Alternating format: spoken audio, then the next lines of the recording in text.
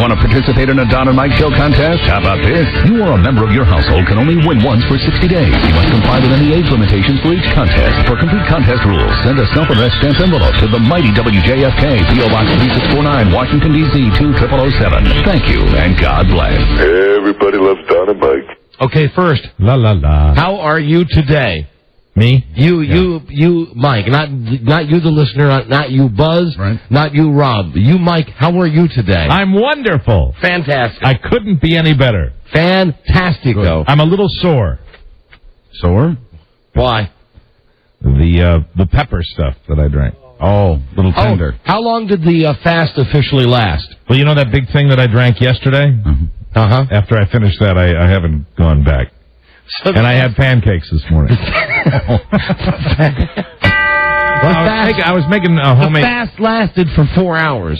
I was making homemade pancakes. And I get to drive home. I was making homemade pancakes for my kids and ate pancakes with them. You know, they had the little silver dollar ones, and I made full size for me, 3. Sure. With just short stack. Just a little butter. Okay. And real maple syrup. Are you grade B? It was lovely. What? Is it grade B maple syrup? No. Oh. Grade A with all the bad stuff inside. Grade A. And last night, but last night I did not eat a dinner. That was my dinner. I just had a little trail mix.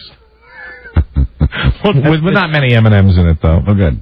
Ate around them? But I think the combination of the trail mix and the cayenne pepper, caused me a bit of distress that seems to have gone away. And the pancakes on top of that. And the pancakes. And I was telling you in the office, you were telling me this before the show, I kind of knew that you were in some kind of distress down there. Yeah. That I thought it was this fasting thing, it was a way to flush the toxins out. So I talked to Hefe on my way out last night, and I said, can this be used as like a meal supplement? Oh, and he will be so disappointed. I know. That already, not even one day. Here's the deal. Was he even able to talk about it on his show last night? I don't know, but all I know... For some cross-pollination? All I know is that because of the reaction, because it burns down there, I don't think I'll be revisiting that. Do it burn twice? No, well, yeah, I had a little indigestion last night. Oh, wow. So I took a couple of Pepsid ACs, and then this morning woke up to... The first one was normal, the fourth and fifth. Yeah, we're not. Okay. We're hurting. Okay. Pain and burning. Didn't he warn you about that at first, though? Like, there might be some... Dr. Alex Hefe? The only thing he told me was number one, a lot. Oh. But I drink a lot of water during the show, so that happens anyway. But this was... Any burning there? No, never. Okay, good. Never. Okay, so you're okay. Yeah. You're okay, right? I'm great. I'm good. All right, making sure. Yes. You were a little Rick Dees at the front when you said, how are you today? You're going to have a good day today? That's something that we Americans do. I think it's uniquely American. If you're in a foreign country and you're speaking to somebody who doesn't understand language, you do that thing. You speak louder when you're talking to an old person. You speak louder and slower. And when you're talking to someone who you believe emotionally, their inside, their emotional psyche could be a fireball, then you speak like that, almost like you speak to a little boy. Well, I'm fine. I know you're fine. I'm fine. See, I know because I asked him in the office before the show today. My kids are fine. We watch Fear Factor together, and that's just a great family show. Yeah. You're the family picking it. I mean, you're the parental unit picking it. Yeah, I am. No, I mean, it was just, they like the Fear Factor. And, there's nothing. I would let my kids watch Fear Factor. Kissing cockroaches, eating bugs. They're into that. Sure. Right. You know what it's called, Mike? I used to say it for years when Bart was a kid. It's called babysitting. Yep. Even though they're your kids, it's called babysitting. Well, they're small enough where I sit in the big leather recliner, and I got one on the right side, one on the left side, and then the last commercial break before the end of the show is jammy time. They go up and they get their jammies, and then once you give them that end time, well, as soon as this is over, it's bedtime. It's the easiest bedtime in the world. And I don't have contact with little kids now because my little one is 19 and a half. But I guess it was yesterday I was on the phone with Rob. He was on the speakerphone, and Robert, who I love, is on the phone. And Rob says, hey, Robert, say hi to Don. He says, hi, Don. And first thing he said, Toy Story 2. Toy Story 2. Toy Story 2. Right. First thing he said. If I could set an alarm on every DVD player in the house, I would have Toy Story 2 running on loop at 7 a.m., every morning because there's tense moments between feet hitting the floor and getting to the television when Toy Story 2 is not on. Well, with my 9-year-old now, Spider-Man 2, the video game on GameCube, on GameCube is, I mean, seriously, I don't know how many hours, and maybe I'm a bad parent for that, but, you know, she doesn't do it a lot. She dug it. And, Mike, listen, you're not a bad parent, and I'll tell you why, because there are bad adults. If you're like me, and incidentally, count down to Madden 2005. Yes. I think it's less than a month until it's released now. Just as I'm finally mastering Madden 2004, right? They have that thing where you go to your EA bio, right? And this is the worst thing I think they could have ever put on this for anybody with a conscience. I'm proudly up to, I don't know what level it is, like level 13, and this is just on this game. Time played, 11 days, 4 hours, 36 seconds. Like combined? Like. Do you mean when you say 11 days, do you mean 24 hours? No, what I mean is, what it's done is, since I got that game, I've played it, and I've had it about a year. Total time, 11 days out of my life. So if you 11 times 24, right? That's how many hours you've actually sat in front of the game. 264. Correct. Oh my God! 264 hours. And from what I've been told, you know, because I'm an old man, because I'm a 45-year-old man, that's nothing. Talk to kids. Now, is that, days and days and days. Yeah. Is that actual time spent playing or just game clock time? No, that's time spent playing. I mean, from full game is from the time you turn it on. It's like then it's not so bad. It's like a half hour to play, and a very long game. Do you have any trouble with your speaking after you log one of your 8-hour sessions? Right?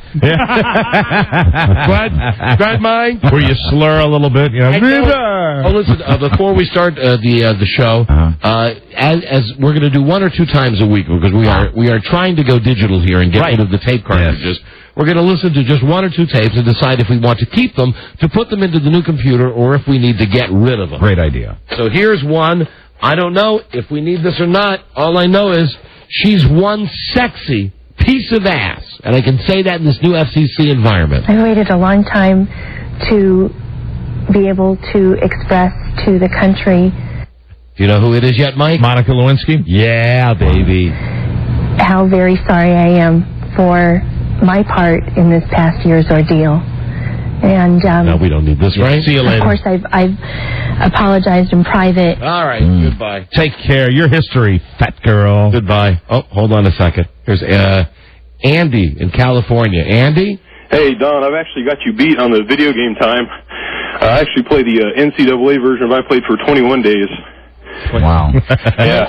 And thank you for 21 days. Hasn't affected his breathing. Explains why he's out of breath. Right. The thing is, you play that Madden game so much, you play it so much, and then once you get better, you get to the next level, and then you go to this thing where it says EA Sports Bio. We tell you how you're doing, how many games you've won. It's incredible, though, that many days. I mean, that's amazing, and that speaks to the quality of the game. And also the lack of a life on my part and everybody's. Now, this one just says Elvis. Okay? Here's the tape. Probably I know Rob says keep it, but let's just listen to it. He was the most caring person I've ever known.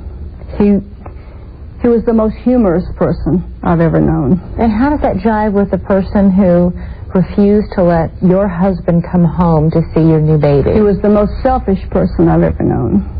They never see Elvis. It really could have been a tape, an intro for anybody on this show. Yeah, goodbye. Jettison it. All right, that's a dead one. Okay, goodbye. Here's a good. Okay. Oh, what is this one? Something like we don't have enough tapes already from Jerry Maguire. What is this one? I'm saying to get back to the guy who first started playing this game. Remember, way back when you were a kid, it wasn't just about the money, was it? Was it? Was it? I say keep this because I'm just gay for this movie. Don't you tell me to dance! Fine. Hey! I'm an athlete!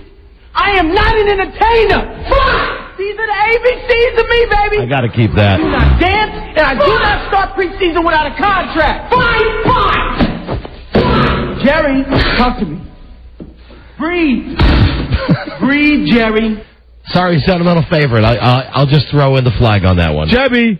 I love that one. Breathe, Jebby. But they never say Elvis. No, they don't. Was that Monica Lewinsky? Here is one from the TV show Taxi. If we didn't live in a society that got hung up on the fear of members of the same sex sharing mutual affection for each other, I kiss you full on the mouth. Nope. No, I don't think so. As much as I love Taxi, I love Jim Ignatowski. Okay, it's gone. There you go, Rob. Bye. And let's see. Let's end with this one from Hard Knocks, one of those football shows. Yeah, it was on HBO. This is I think the Cowboys cheerleaders coach. You can't read that label. No, that's right, because it has a bad word. On the label, it doesn't say cheerleaders. It says another nasty word, leaders. Who labeled that? I don't know. It looks like your handwriting, Rob. Couldn't be mine. And what? It's not cued? Well, we must have played it and discarded it. Hold on a second. Is it number 6? Yes, it is, as a matter Try it in 5. All right, let's try it in 5. See? Still re-queuing. Yeah. Still re-queuing. Hold on, while I wait for this to re-queue. Hold on a second. Hello, Jackson in Reno. Jackson, hi. D-O-N-I and Golden Boy. Right, welcome to the pre-show. Thank you very much. Level 57 EA Sports Gamer. All right, Sean. Wow. How many? Level 50. There are 57 levels? It goes up indefinitely. Every game you get to, like NCAA 2005 football just came out, and as you play more EA Sports titles, it bumps you up. So, What level are you at, Don? On Madden, 11. 11. And that's the only EA game I play. I mean, they've got this. Well, boy, this is going to turn like into a Spider-Man talk here if I tell you about all the EA Sports. It's in the game. Speaking of, I got something from Stanley. Hold on. Let's see if this tape is ready. You never miss a jump split. That's it. Yeah. No matter what. We're you keeping didn't drop your palms together. Did y'all count wrong? You're still walking on your heels. It almost looks just like you have weak ankles. Pose on count 1. That's just lack of thinking. Jump, split, down, and hit.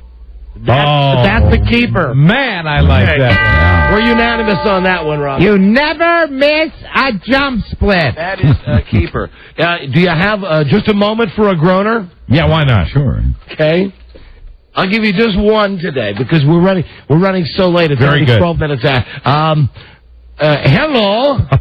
Hello. I thought you were going to do it in your normal voice. I can't do it like that, Mike. I mean, Mr. Drysdale. Well, then I might as well be Melbourne Drysdale. And I'm Michael Scott Shannon, detective. What do you get? What would you get? What would you get if you crossed the new Will Smith movie with Sammy Davis Jr.? What would I get if I crossed the new Will Smith movie with Sammy Davis Jr.? Glass Eye Robot. Hey, now. The Don and Mike Show. You can call Don and Mike anytime from anywhere in America. 877-365-3636. They're ready to believe you. Right, yes we are. Here she is. Hello. That's Julia. Now here is Rob. A true story. He was a neo-Nazi with one true enemy. Himself. A man of faith. A man of faith. And a soul torn apart. Viewer discretion advised. I am so mad at my boys. Why? Well, we were rehearsing for the rally, Yeah? and they missed 2 jump splits. You never miss a jump split. Good afternoon, Mr. and Mrs. Me Robot and all the ships at sea. They go together like grape beet, maple syrup, and cayenne pepper. Right on. It's Todd Geronimo and Mike O'Mara. All right. Yeah. Hi there. Hi, and thank you for listening to this edition of the Don on Mike Show. A new edition on this Tuesday. New episode. It's July 20th, 2004. Hi, Don and Mike. Buzz Burbank here. Howdy, Buzz. Yeah, 707-2004. Right. 20-04. Call us from anywhere in America. 877-365-3636. From Canada, 800-636-1067. Washington, D.C. on WJFK, 202-432-1067. Those are the phone numbers. We don't give them a lot, so you got to pay attention. Right. Because to me, nothing sounds more desperate, even on a talk show that has a lot of listeners, than a guy that's constantly saying, lines are not open right now. Hold on, a line is open right now. Hell, you got to remember because our lines are jammed up already. Have you experienced that yourself? Is that the way you feel? 555-5555. Have you had that problem? If you do, 555-5555. And here's the thing that sounds the worst when you're going into a stop set. I'm Carson Colby. Coming back, we're going to be talking about this crazy war in Iraq. Now, Mike and Buzz and Rob are on hold. You stay there. We'll take your calls first coming out of the break. Because we can't assure that we'll be getting any calls during the commercial break. Or do what the Liddy Show used to do. What's that? If they didn't get to callers, they'd get their number and call them back on light. That's right. Yeah. So, we can take a bunch of calls right here, but I see that the majority of the calls are from Austin, Texas, and they are from people who are righteously upset that the show is running on a one-day delay. Yeah, well, who can blame them? We really can't fight this one on the air. There's not a lot that we can do beyond what we've already said. You should take those calls because I'm interested to know what happens on tomorrow's show. It's stupid to run this show a day late. So why don't you, if you've got an afternoon show or whatever it is they're doing, put us on after that. Exactly. Tape delay it after that. Better to broadcast the show after it's aired instead of 24 hours after it's aired. Right. So let's take one call from Austin, Texas, because we're getting a lot of calls there from that station.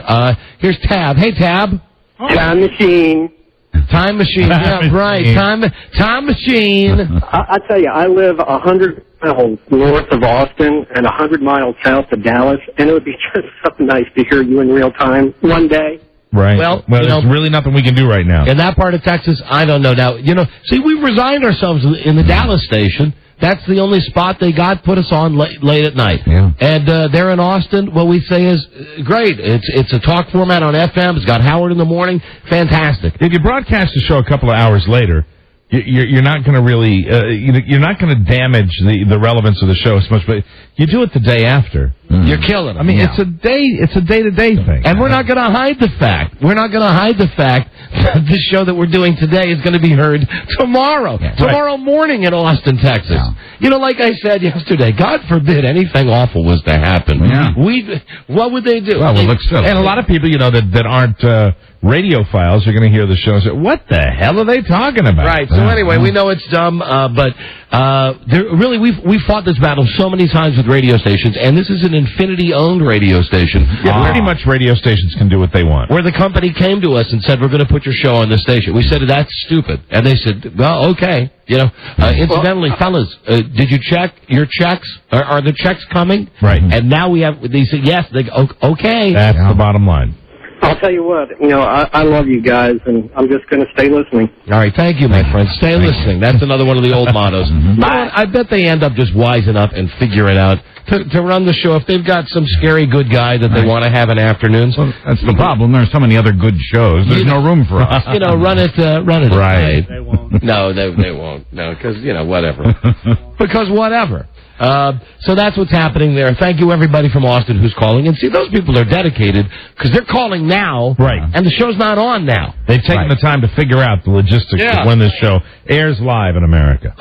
Let me just say to all you nerds out there, and there's a lot of nerds out there like me who really enjoyed when we had Stan Lee on the show a couple of weeks ago. I know a lot of non-nerds that like that. Did I tell you that Jim London called in the office? Oh, really? Yeah, he called.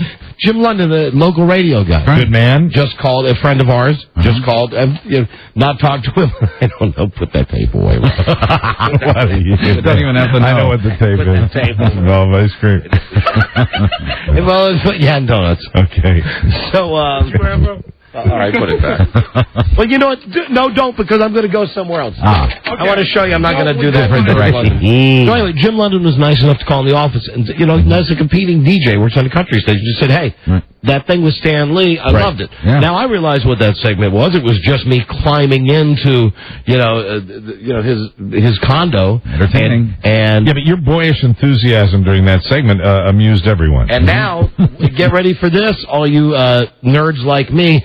As I wrote on my Post-it, be jealous. Be very jealous. You see what I received? Wow, the letterhead says POW. It sure does. Power and Entertainment. And now, Mike, your name is on this as well. Oh, good. But I know that you won't mind sharing it with me and allowing me to keep it in my memorabilia. No, you go ahead. It's a piece of stationery with Spidey's head on the top. Right. Wow. And what Stan has done is written the little balloon that comes out, and Spider-Man says, "Hi, Don and Mike." And then he writes, "Many thanks for the CDs. You see, because he asked for a copy. Yeah, he got the copies, right? Good. I really enjoyed being on your fun show. Wishing you both long years of continued success. And then he wrote, now get ready for this, you nerds like me, he wrote, Excelsior, which is what he would write in the comic books. Ah. Stan. Wow. Your friend. I got it. Hey, let me see the signature. Let me see that. That's very cool. Check that out. Very cartoonish. That's nice. Yeah. That's right. So as soon as he dies, that's going up on eBay. No, I'm kidding. That's very, very exciting. I'm kidding, of course. So thank you. Thank you to Stan Lee. Oh, listen, last night, let me tell you before I get to this other stuff, just something funny. Rob called, as always. It's either him calling me or me calling him, and my kid picked up the phone last night. One of the rare nights my son was actually at home. We were actually a nuclear family. Wow. We were all there at the same time. Right. And he picked up the phone and went, hello? And he went, yeah, just a second. And he said, Dad, it's Rob.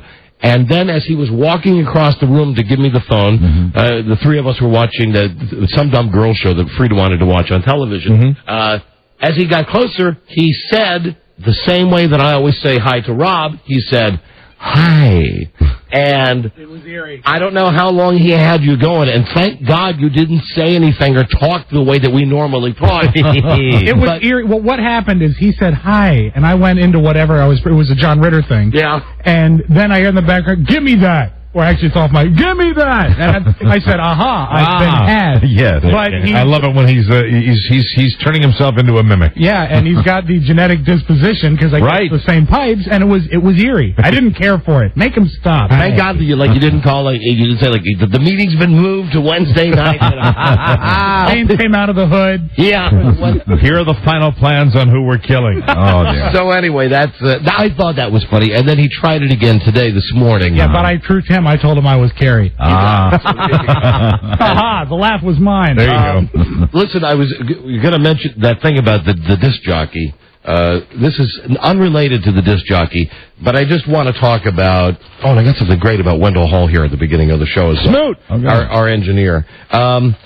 There's this broad who writes for the TV column in the Washington Post. Oh, yes. Her name is Lisa DeMoray. I think I'm pronouncing that correctly. Yes. She is, among other things, vapid, a woman who appears to be intellectually superior to anyone who would dare to read her comments in the newspaper, a woman who, from reading her, as I read the column daily, hates television, hates everything about television, is mean-spirited, from what I'm guessing, has not had a good roll in the sack for I don't know how long, because, man, this is one bitter woman. And understand, I opened the show the other day by speaking about another very strong woman, Martha Stewart, who I love and admire. She's a bitch, too. You're on your own on that one. And boy, oh, man, was I out of my mind last night watching Larry King? Right, with Martha?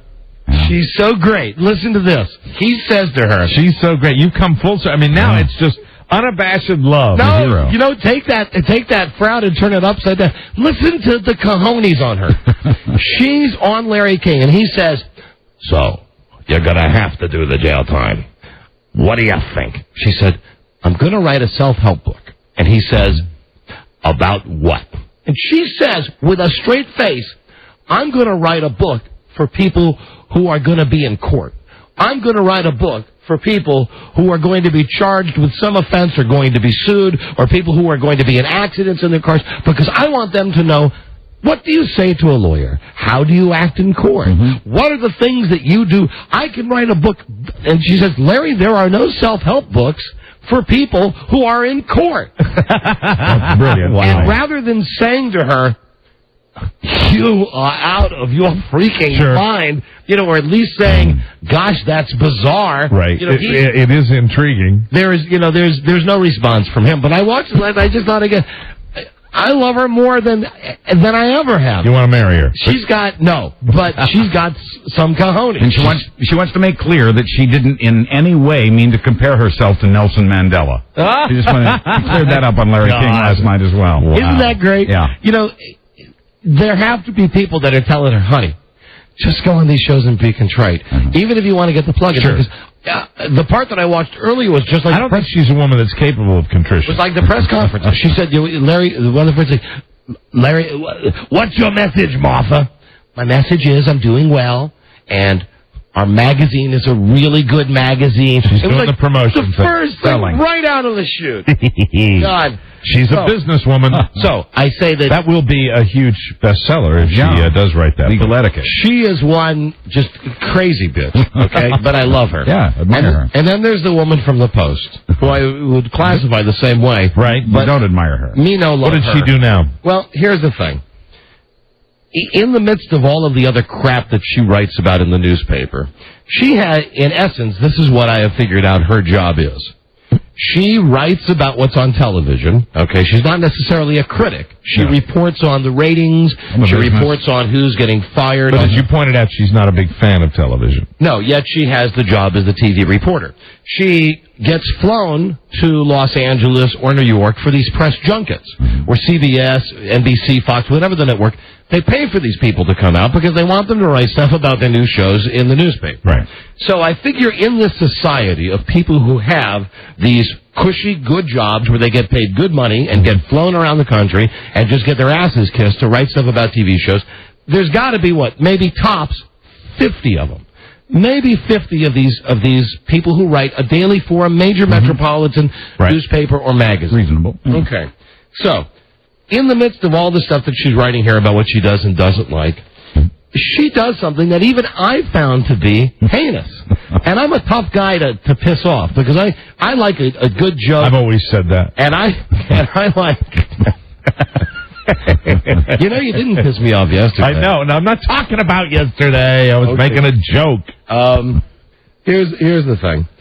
She writes about this guy named Jay Bobbin. Now, I know you've never heard of Jay Bobbin. No. He has nothing to do with television. Isn't he a character in Lord of the Rings? He is not, right? He is not. He is a writer. And let me see if she even mentions what newspaper he writes for. I'll give you the beginning of this, and then you'll understand exactly where I'm going on this. John Goodman's new CBS sitcom, Center of the Universe, is DOA. We know this because of the Jay Bobbin 7-question rule. During the semi-annual TV press tour here, networks take turns conducting Q&A sessions about primetime series. And over the years, TV critics have noticed that anytime Tribune Media Services senior feature writer Jay Bobbin gets in 7 questions in one session, it spells death for the show. Oh, that's catty. Now, hold on a second. She goes on to write, this is no reflection on Bobbin, one of the most intrepid members of the media to attend the tour. Even at sessions for the worst show ever made, and Goodman's new sitcom is definitely a contender, Bobbin asks his questions with vim and volume. He's no microphone hog. If he gets in 7 questions at a session, it's because the other critics have already written off the series, and while they're there in body, they're on mulling much more important matters.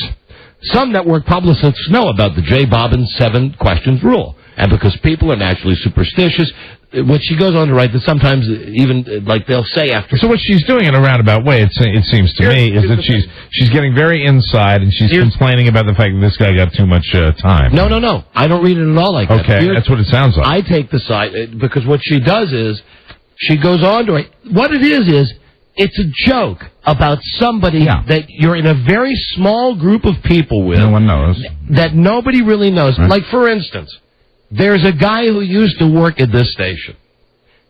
And how many people behind his back would make labor-saving jokes? Right. Now, yes. It wouldn't have been nice to get on the radio and say, hey, guess what? All of the jokes that we're making about someone being lazy and doing things in the shortest, the way that, with the least amount of energy, it's all based on you. He wouldn't want to hear that from his friends. He wouldn't want to know that this joke had been made behind his back for the whole time he had worked at this radio station. So it's much the same thing. Much the same thing with this girl here. What she's doing is she writes then that even the networks know about this guy. And it's a big laugh. with this small contingent of people. Now, here's what she goes on to write, and this is what made me think about this. First off, she refers to herself as we a lot. You know, the royal we. We are not amused. And yes, being at a press tour with the Television Critics Association is a lot like being in junior high, so though we'd love to tell you which critics tried to talk us out of revealing the Bobbin rule, see, what she's saying is that there were a lot of critics who were in this little circle group that they have, who were unhappy to learn, and again, writing about herself in third person, were unhappy to learn that the TV column, you know, that's her, she writes, was going to write about the Bobbin rule. Maybe they were afraid it would hurt Bobbin's feelings to learn about their J. Bobbin 7 questions rule. One critic begged, as a personal favor, that we kill this item because, quote, we need Bobbin, and if he dries up, these sessions will become even more dull. So even that, they're slamming the guy while they're saying to the guy, I just say, for the guy, for this poor schmuck, you know, is this the best you've got to do, Miss Smarty Pants? Really, is this the best you can do? And then to cover her... she obviously had such a material dry-up that she had to feed on her own. Now listen, here's how she ties it up at the end with a nice little bow. She goes, Bobbin, while she's outed him now, is the guy who, incidentally, everybody that you work with for the last 24 years thinks you're a hump. Has been goofing on you behind your back. I'm going to put it in the newspaper because I got nothing else to write about. And I could care less. And because I'm a know-it-all bitch. I'm going to just put it in the newspaper. So here's what she writes to cover her ass. Bobbin, who's been covering press tours for 22 years, was surprised when we, again, you know, who's the we, honey? It's you. It's one girl.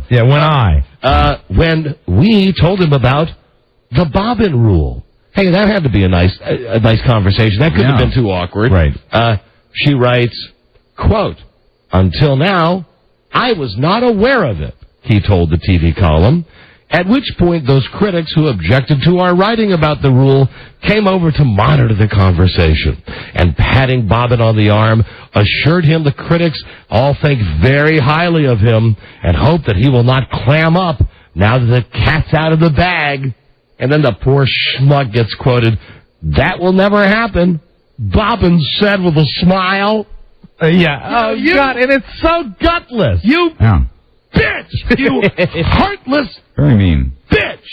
Listen, I'm a heartless bastard, but I'm known for doing that on the radio. I'm doing a shock radio show. Yeah, and you don't say we and the radio show. Even toned down. It's still, you know, it's here to inform, entertain, shock. Honey, you got a cherry gig. So do I. I got this for you. People with cherry gigs, you don't flaunt it like this. You don't do crap like this. You just ruined the J. Bobbin guy. You just stomped on him. Yeah, you did. Not to mention wasting the time of people who read the Washington Post. I mean, with nothing really valuable, because it's the same. You know what? I mean, J. Bobbin does. It is the attitude. It is the attitude that has developed over the years, and everybody knows this, of superiority that exists at the Washington Post with so many of their columnists, where they just, you want to talk about people, you know, and I will use the expression, read their own press. They think that they just don't stink. I'd love to get this crazy girl on the show one day and just say, honey, listen, I agree with you. Television stinks. All the shows are bad. And I'm not saying I want Pollyanna journalism. Yeah, but go after the television show. That's what you're supposed to do. I want to know what's happening on TV. I don't want to know about your behind-the-scenes junior high stuff you're doing with this guy who now has to say when he's told about it, and when his quote was, I didn't know about it, it's like, oh, Christ, now you've just, kicked him between the legs. Well, you're so smirky and smarmy, and you do that with everybody else that you're not connected to. I guess it just wasn't enough. I guess you needed to feed on one of her own there. And I know that I'm guilty of this, more guilty than anybody in this room. But I'm not writing a column for a newspaper, you know, that even in this junky part of the paper, still it's the Washington Post. She's supposed to be, what is this? She starts out by writing something that might be newsworthy. CBS News will not cover Ron Reagan's primetime speech at the Democratic Convention. Yes. That's newsworthy. Legitimate. Then the second story, I don't count it, 1, 2, 3, 4, 5, 6, 7, 8, 9, 10. The next 10 paragraphs, lots of them very long, are about the J. Bobbin rule. And then you move back to the fact that The Daily Show won an award. And then, and what they're saying, what she's saying in a way about this guy is this guy's such a lightweight that if the powers that be, the PR people for these TV shows, give him enough time, well, that means if the show's going to be a blockbuster, if it's going to be a heavy hitter, they're going to spend more time with Lisa herself. She'll get more interview time. But if it's a dumb show like if it's a dumb show, then Jay Bobbin, of course, would get all the intros. Then hey, where's Joe? And incidentally, Joe is the Jay Bobbin of this show. There's no doubt about it. Yeah, but he knows it and he loves it. He wouldn't have it any other way. Yeah, and listen, last thing I'd like to say to you, Lisa, first, baby, what are your issues? You got to call me so we can talk. Yeah. And second, nobody likes you. Just nobody likes you. Listen to this, how she writes then later in the same column. We attended the session for the new CBS sitcom based on the Washington Post style section columns of Tony Kornheiser because we think Kornheiser is fabulous. And besides, we are not stupid. You are stupid. Wow. You stupid idiot girl. God. What a stupid girl they wrote that garbage song about you. Mm-hmm. Stupid girl. We attended. This columnist. Well, anyway. It's the gutless way. I tell you, I've said it forever. I know that it's... Beware. I say that to anybody, and especially... Beware the press. Especially the young... The written press. The young broadcasters. The print media, beware. Right. It is they will look at you, and Don, have we not had this over our career? Have we not had this experience where they will look at you and you will leave a room? And you will think everything is just fine. Yeah, then you open up the paper the next day and it says baby killers have entertaining morning show. And if we have an interview that's going south here and we've got an issue with somebody, there's no way we can hide it. You know that. Now, we might do the old thing where we talk bad about them after they leave. But you know what? When they're here, they know what they know what the real anyway, is. Hey, Beth Ann, if you're listening in the other room, and I hope you are, you haven't changed the station, I'd like you to find this guy, Jay Bobbin, for me. I'd like to talk to this guy. We'd like to book him? Yeah, we'd like but we would, because there's more than one of us. Let me warn all of you right now, it will be disappointing. It will be disappointing. And you know why? Because he will be a smarmy guy that'll be like, well, I really didn't think so. I know, but he's print anyway. He's print too. No, he's print too. He's part of the society. But now he's been shunned by his own. Yeah, but you know what you think? You think he's going to come out and he's going to be vindictive and say horrible things about her? I give you a 10% chance of that happening. I'd love to have the guy on to see if it happens. 5%, Rob? No. Here's what I say. More than that, I would say 50%, because it's in the newspaper. He's probably the kind of guy that's easy to pick on. That's why she picked him. Yeah, but they go after the week. Yeah, but they picked on this guy for 22 years behind his back. Yeah. He's so stupid, he didn't know. Yeah, but how about the quote at the end? He smiled. Well, how do you know? How do you know that wasn't a smile like, I'd love to kill you? Well, because technically if they are picking on the guy for 22 years. But I'd love to have the guy on the show. But I bet it's going to be like, you know who he'll be like He Stand. Sorry, but he will be. That guy works for USA Today, and he is a tool. He'll be like He Stand, Jeffrey York, Lloyd Grove, all those scumbags. Okay. All right. Got to do a break here. Stay there. We'll be right back, everybody. This is the Don and Mike Show. Tonight, BMW and Apple have created the first seamless integration of iPod and automobile. If you've ever made a custom cassette tape of your favorite music, then you already understand the concept of playlists. Hey, Buzz, what say you about BMW? Oh, man, it's a great car. It's beautiful. I'm driving a convertible. It's got the iPod in it. I couldn't be happier. The iPod starts with iTunes. Create as many playlists as you want. Include as many songs as you want. Rearrange the songs till the order is just right. Mm-hmm. This technology only works with 2002 or later 3 Series and X5 in all model years of the X3 and Z4 Roadster. However, the adapter cannot be installed in vehicles with navigation system, satellite radio, DSP, CD changer, or cassette player. You must update your iPod with the latest iTunes software. Adapter only available at BMW centers beginning July 12. For more information, go to iPodYourBMW.com today. What say you, Buzz? I like it. What say you, Buzz? I love it. Yeah. Now we're on time. This is the Don and Mike Show. New card. What do you think? Whoa, very nice. Look at that. Picked them up from the printers yesterday. Good coloring. That's bone. And the lettering is something called Cillian Braille. It's very cool, Bateman, but that's nothing. What's this? That is really nice. Eggshell with Romalian type. What do you think? Nice. Jesus. That is really super. How did a nitwit like you get so tasteful? I can't believe that Bryce prefers Van Patten's card to mine. The Don and Mike Show. Tell me. Two hot and hairy bear studs, Don and Mike. Right. You might remember 4 years ago on the show, I had been a lifelong registered Democrat. Yes, you had. And flipped. Yeah. Went Republican last time. Didn't like Lieberman. And the reason I didn't like Lieberman is, and God... Your instincts weren't bad on that, in my opinion. In some ways, I was a visionary, because Lieberman was all over this. We got to control the airwaves, and what our kids hear on the radio and see on TV is bad. That's why I didn't like the Lieberman thing, the Gore Lieberman ticket. And I just didn't like the way he talked. Yeah, it was really. But of course, I voted for him. But I still didn't like the way he talked. And I figured how bad could Bush screw it up, so I voted for Bush. Now you know. And anyway, there was a guy. What's the guy's name here? Because he's back today. Yeah, he's out in the lobby. Jim Parmalee from the Republican Party is here, and I believe he's waiting for an answer. And I'm ready to give the answer.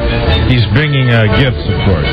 He's bringing campaign literature. Now, you should know this guy actually works for the real Republican Party. Right. It came 4 years ago. Can you tell by looking at him? I mean, you look in the dictionary under the word Republican, and they use this guy's picture. Right. Came in 4 years ago, gave me a hat, shirt, it gave me a real card that I could carry in my wallet that said I was a Republican. Absolutely. And as I have said to my Democratic colleagues, where are you?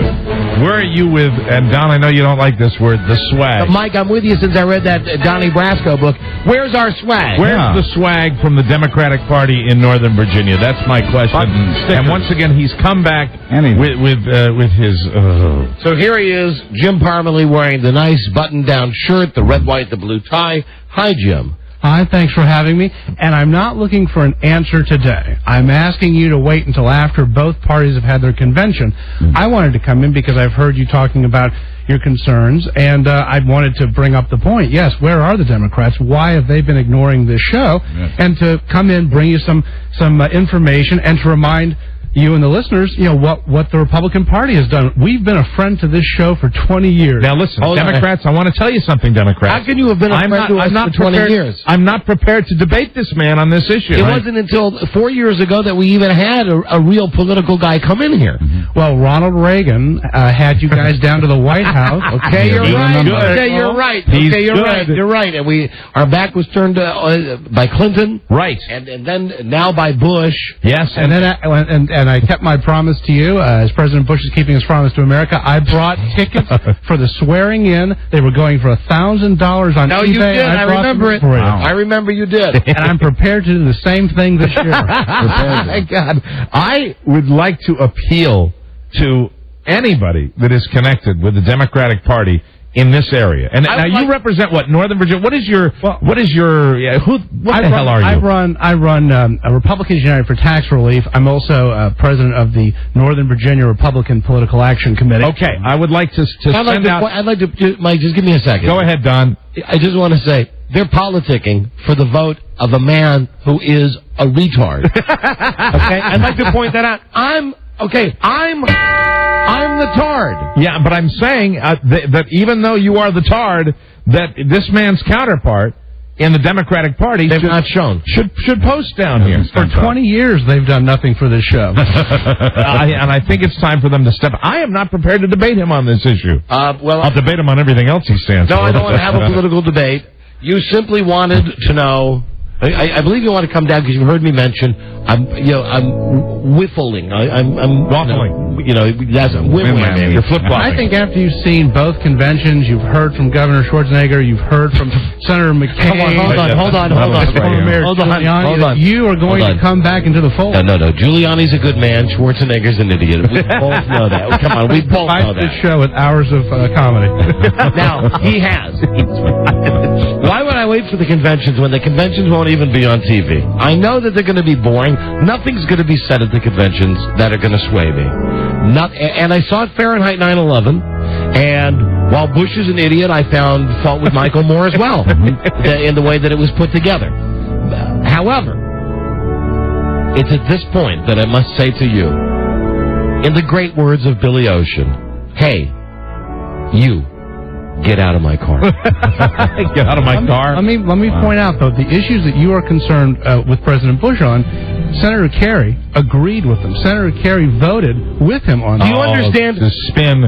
Now we're in the spin zone. Do you understand the attention span of the average American? Okay, it's been 4 years. Right. I want someone new. Unless, for goodness sakes, unless tulips were coming up out of manure piles, I would have wanted somebody new anyway. And as it turns out, the worst tragedy in our nation's history, in my humble opinion, happened on this guy's watch. And he ain't done a whole lot. Hey, only a few months into his watch, really. So what? It doesn't. So he gets what? A grace period? Well, no, listen. He reacted well at the time.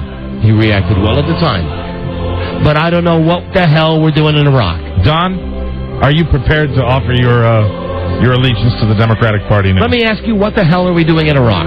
We are in Iraq because a bipartisan coalition in Congress, along with President Bush and all the major security agencies in the world, and the Clintons, everyone from right to left, agreed that he had weapons of mass destruction. And okay, he doesn't. Well, where we found the nuclear weapons was in Libya. After a concerted effort by the Bush White House. Why are we in Iraq? Let me tell you, it's a side benefit. Because of what we did in Iraq. Benefit of being in Iraq? Because we were in Iraq. A side benefit for Dick Cheney's pocketbook. Libya gave up its nuclear weapons program because they were afraid. It's been a long time since I've had to break up with somebody. I've been married almost 23 years. I have gifts. You're a nice guy. I appreciate it. And the Bikers for Bush stickers are very, very nice. Don't take this the wrong way. Get the frig out of here. Hallelujah! Get the frig out of here. There you go. As far as I'm concerned, John Kerry could be the biggest moron on this planet since Carrot Top. But I also have news for you. If it was George Bush versus Carrot Top, I'd vote for Carrot Top. There it is. Counting on your attention span on this one, perhaps in a few months, if the election gets closer. Not a chance, pal. You change your mind again. I will be here for you. Not a chance. I appreciate it. You're a very nice man. But I ain't changing my mind. Thank you for your time. See you in 4 years. Thank you. Thank you. I'm on the other side now. Get bent. You! Get out of my car! Get into my car!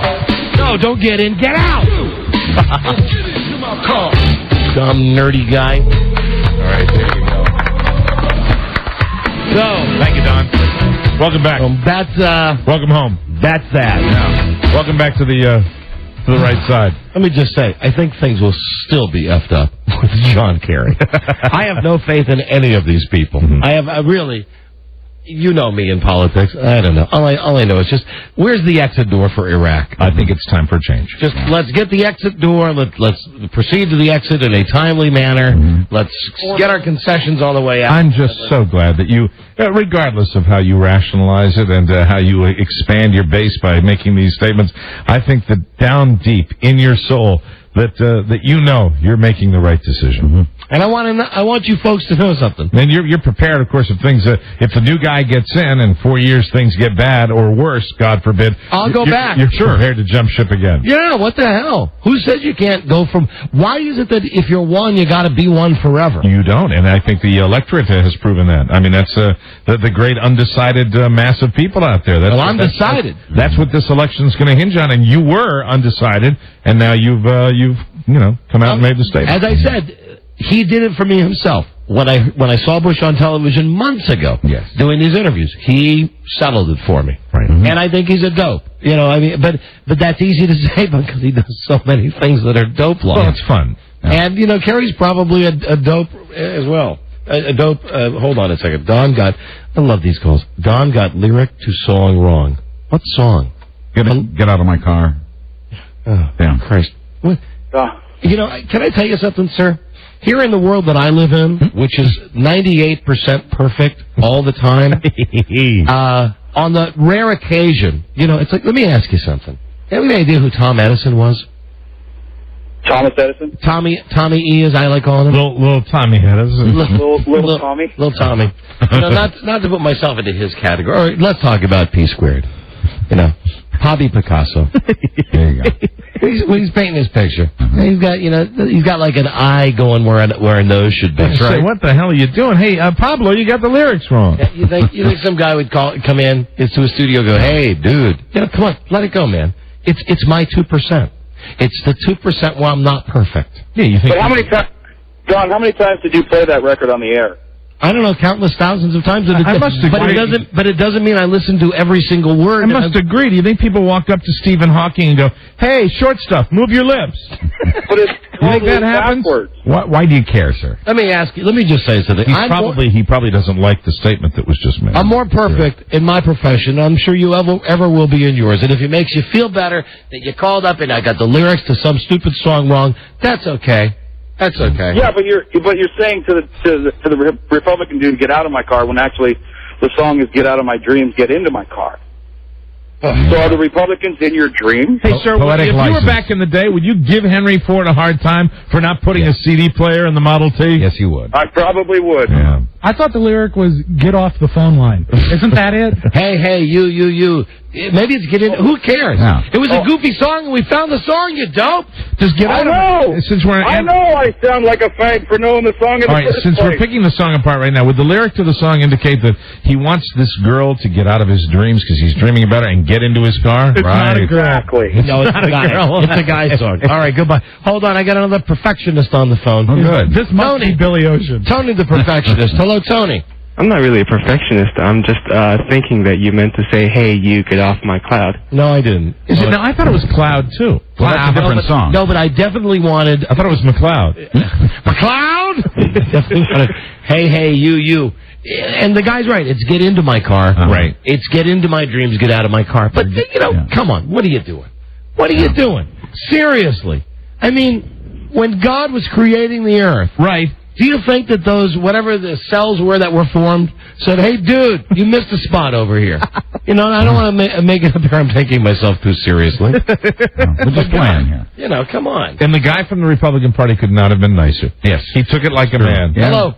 Here's Rick. Out of the studio. Don and Mike show. Hello, Rick. Yeah, I was wondering if Rob A. accepted the swag the Republican guy brought around today. That is a wonderful good question. That is a wonderful question. He was silent during that. Fair question. Actually, Carrie and I have been doing a lot of talk. Not John Kerry, but my wife. We've been talking a lot. We're still undecided, and a lot of it has to do with the stem cell research. Okay. Because that's what drives us crazy, is the fact that the Republicans won't embrace that. And if there is a you and Ron Reagan Jr. we will probably embrace. You know, I don't get it. All you got to do is when you get the apple, if you're really good, you can just bite the stem right out, and there's no problem. Hey, Rob, I'll see you. Why do we have to have research for this? How many times want to do it lightly? You're chewing on the stem and just go, what are you doing? I'm doing research. How many times have you had an apple that's got like a stem sticking out?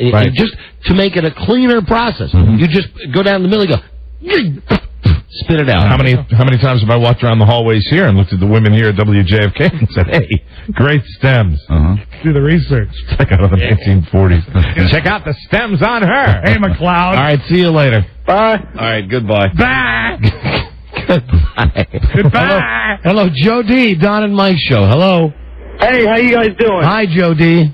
Oh, it's great to hear you again. I just moved down to Delaware from Philly, and I can hear you again, and it's great. Good. All right, thank you, my friend. And all right. Just like if you lived in Austin, you'd be able to hear this tomorrow. That's a great idea. Now, our engineer, Wendell Hall, who we talk about a lot on the show. He's not changing his mind. No, not at all. He's angry about this right now. Nothing could change Wendell's mind. He'd be a little angry about this. I'll just think your Philip's got it. Hold on, here's a guy named Matt. A very insightful caller, I believe. I'm going to guess, because it says he's from Iowa. Matt? Yeah. Yeah. You're on the air, Matt. Hi, Don and Mike show. Why don't you tell those guys that they're going to call to quit stuttering the damn time? All they're doing is stuttering. I can't understand anything they're saying. That's right. Who are you talking about? Callers calling up, give you our time. All these callers calling in. Uh-huh. They should all be like you, right? Hey, that'd be perfect. It's like that first guy that called and say, "Hey, Don, you played that song for years." So do you want to go? Now listen, I'll tell you something. When you go on the air, you can't use that word you just word. The word you just used. The D word. Right, you can't. So all right. Hold on, and I'll put you on with Don and Mike. What's your name again? Matt. Okay, Matt. Where are you calling from? Iowa. Hold on, please. Okay, we got to get right back to this guy before he figures out he's our dumbest caller of the day. Hello, Don and Mike show. You're on the air. Hello, Don and Mike. This is the guy who called to say callers are messing up the show. Hello. Yeah, they're messing up the show. Yeah, welcome to the show. What's your name, my friend? Matt. Matt, where are you from? Iowa. And Matt, what is your concern with the show? How come I hear it on the radio still? Matt, you're not paying attention to the phone. It's really what you should be paying attention to. Do you have trouble with attention spans, Matt? Matt, no troubles with attention spans. And with attention spans. Matt, does it bother you when really stupid people call the show? Yeah, it bothers me a lot. All they do is sit there and stutter the whole time. Right. And what about people who have their radios up all the time? What about them? My radio's not up. Yes, it is. You're listening to the radio right now. Does it bother you? Listen, I want to say something. I'm very fond of all of our callers, even the callers that I yell at. But I like the dumb ones the best. Yeah. How about you? I like the dumb ones, but I hate when they sit there and take 5 minutes to get one sentence out of their mouth. Yeah. Good point. And what about those who are so stupid, even stupider than that, those who would call the show, actually be on the air, and not even know it? Aren't they the dumbest? That ever bother you? Like I've already said, I was already on. No, but you didn't know it at first. No, you didn't. We had a good... I heard you guys, and then when I heard you come back again, I knew. No. We had you didn't know it at first. We had you for a good 2 minutes. Then why, when I said to you, do you want to talk to Don and Mike now, did you say okay? Yeah, okay. Yeah, okay. So where's your mom? Hold on. Where's your mom live? Whoa. My mom lives in Iowa. What town in Iowa? What region? How about Muscatine? No, but what's the real town? Begins with a W. It does not begin with a W. That's where I live. No, I'm not. Oh, boy, man. Oh, yeah. For him, you might have to say it begins with an H. It begins with an H. No, it doesn't. It's a little place we refer to as Whoretown. Horse City, Whoretown. Oh, it is not. You guys can't say certain things. What? You were mumbling there, and I know you mumbled like the people you don't like. I know you hate it when people mumble on this show. I'm not mumbling. Matt, you just mumbled. Matt, who took up more time, the people who stuttered or, say, you? I'd say people who stuttered. All right. Wrong. You are wrong now. All right, now let's say hi to your mom in Horville. Hello, Mom in Horville. There you go. All right. In full circle on Thank you. Thank you. Bye, Don. Bye now. He was my goodness, another person questioning us. There you go. Another person saying to Alexander Graham Bell, "Hey, where's the redial button?"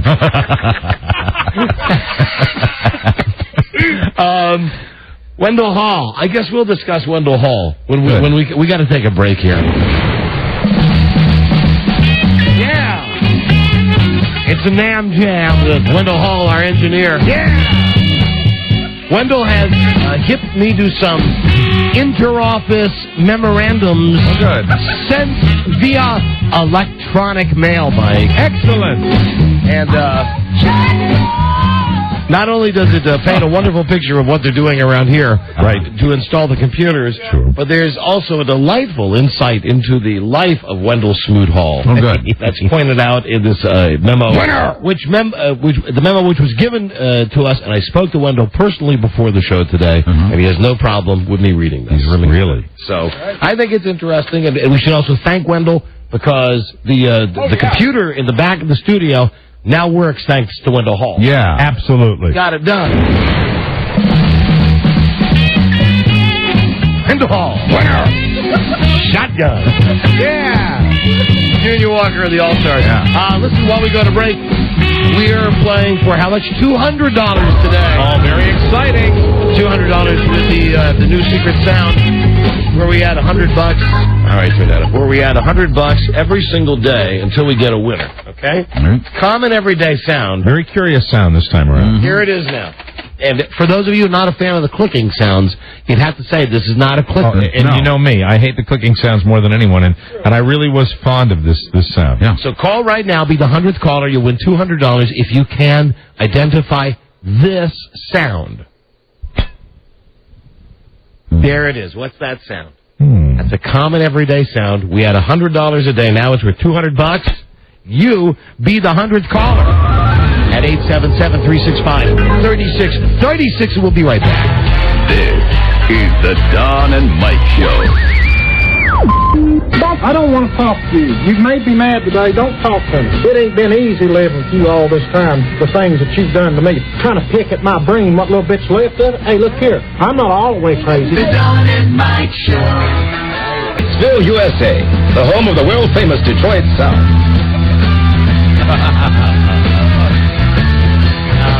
Recue it. Hold on a second. Just recue the whole goddamn thing. All right. Okay, here we go. The Don and Mike Show. From Hitsville, USA, the home of the world-famous Detroit Sound. Kind of a crazy thing. Kind of a crazy DJ thing. Yeah. Turning Japanese. Thank you, Mike. From Hitsville, USA, the home of the world-famous Detroit Sound. Masters of the taking touch, Don and Mike. See, Alice Cooper has nothing to do with Motown. Right. Oh, man, he can hit a mean 3-wood. That will go down as far as my experiences with rock stars as one of the strangest moments I've ever experienced on a driving range with Alice Cooper talking golf. You know, and I mean, there he is, this guy, this is years ago, and he's just sitting there, going, I've been slicing it a little bit, but I like to hear, I'm trying to get in the middle of the fairway. I told you before the show, I saw the Michael Douglas celebrity thing over the weekend, and it was Alice Cooper was playing with Kenny G. Huge golfer. And they're Alice both Cooper. good. Yeah, they're very good. I mean, they're both good golfers. Right. I don't know about... I mean, I'll always stand behind Alice, but I find it hard to respect Kenneth G. I truly do. I know. Here's Kenny G. Because he's just he's not like Clay Aiken. No. Here's what I mean. Clay Aiken knows that he's Barry Manhole. Right. He knows that he's this generation's, barely man enough. Sure. He can deal with it. Kenny G still has these aspirations that we're going to think that he's macho because that's plays so golf. sad if that's true. I think that is so very, very sad that if he's like, getting up in the morning and looking in front of the full-length mirror and just going... But you really can honestly say he's the most macho clarinet player in the world. No one touches him. No, I mean, as far as a modern clarinet player, get out of here, Rob. Perhaps oboe. Bassoon. The flute. The flute of the skin variety. Oh, dear. That's dirty. Oh. Violation. Violation. You're in trouble now, Buster. My name is Infinity. Don and Mike, hello, Secret Sound Game. Hi. Hey, you're the 100th caller. What's your name? My name's Sean. Hey, hello, Sean. Where are you from? Bel Air. So are you listening on Live 1057 in Baltimore? Yes, sir, I am. Right on. Listen, just for calling, you've won 2 free seats to see Yes, Nissan Pavilion, Wednesday, August 25th. Tickets on sale now, Ticketmaster, or go online to NissanPavilion.com. The Secret Sound, did you hear it yesterday? I heard it today, though. All right, yeah, well, that's good enough. Here's a free listen before we actually start the game. Now, you don't get a clue or a hint or anything. It's a common everyday sound, and we're adding $100 a day. So today it's for $200, and, of course, Godspeed and blah, blah, blah, blah. Caller, name this sound. And here it is. That's the sound. And I'm pretty sure that I can say it is a universal sound that everybody's heard.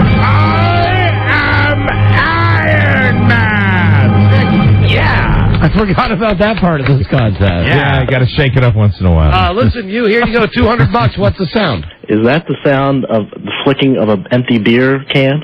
Didn't the guy yesterday guess something Similar. To do Well, you better get yourself used to that kind of a sound. Oh, we're sorry. Nope, absolutely not. Don't forget that every guess is It's a clue for you. And see, unlike the bye loser, the contest that we did before, it would just be the sound that would drag on and on. Now we're going to add some immediacy to this tomorrow, and we'll only do it once a day. Tomorrow it'll be worth $300. And when you say everyday sound, it is something you could hear in your house. It's not something where I would pray you'd hear the sound in your house every day. That, ladies and gentlemen, that constitutes a hint.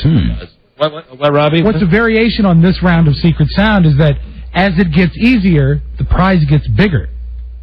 What? So think about that. Because the money grows every day. Normally the money would start big and get small. Are you trying to do like a Casey Kasem as the numbers get smaller, the hits get bigger? No, but it's true that normally with more of the plays, each time he plays it, he adds money to it. It's more chances to get hints, more chances to hear. Because as the numbers get smaller, the hits get bigger. Yeah, because you're so helpful. I love the listener. What can I say? Why don't we add $101 to that? Why don't you? Why don't you get bent? Okay. He's very excited about the Secret Sound game. Yes. He loves it. He loves it because he loves cheating you listeners. I mean, what would be great for Rob, seriously, would be playing that same sound on Christmas week. You know, I'm not kidding. $50,000 for you. Here's the conversation I had with Rob. All right. I said, this was a couple weeks ago, we should really bring back the Secret Sound. People, seem to dig that. I said, and the good thing now is that we've got enough money in our account that we can add like $100 a day. And he said, oh. I said, what's wrong? Someone will win a lot of money. I mean, that was a real off-the-air response. I don't see any need to reward them. That was the real off-air response. It really is, because, when I see someone guess this and win, that to me constitutes a failure. Yes, I know. Yeah, I know. And so that's what our listeners are up against. I think a bigger degree of difficulty than any other radio contest. Just know that I'm rooting for you, America. Yeah, right. You'll get the sound. We'll give you the clues. You'll get the sound. Okay. Tomorrow, it'll be worth $3. Right. Listen, and everybody, fantasy football, the exhibition season has not even started. It won't start for another 2 weeks, but we've already got our league together. John Normand, our production guy, is going to be the counselor. Good. The commissioner? No, the counselor. Oh, the counselor. He's a counselor. He's not a commissioner. He's a counselor. Do we have the name of the league this year? No, we don't. That's up for grabs. That's why I mentioned it. However, I'll tell you. Ladies and gentlemen, our new commissioner. It's being done through NFL. It's being done through NFL.com. This man, in my opinion, this is a man of unquestionable integrity. Yep, there will be, with this NFL.com, there will be no way that anybody can go in and do anything to anything because we are operating by the same set of rules that every other schmuck that signs up for fantasy football on NFL.com does. Just to have this man involved, I believe, will elevate the integrity of the game. I nothing but respect for him. Just say, don't sell him a house, though.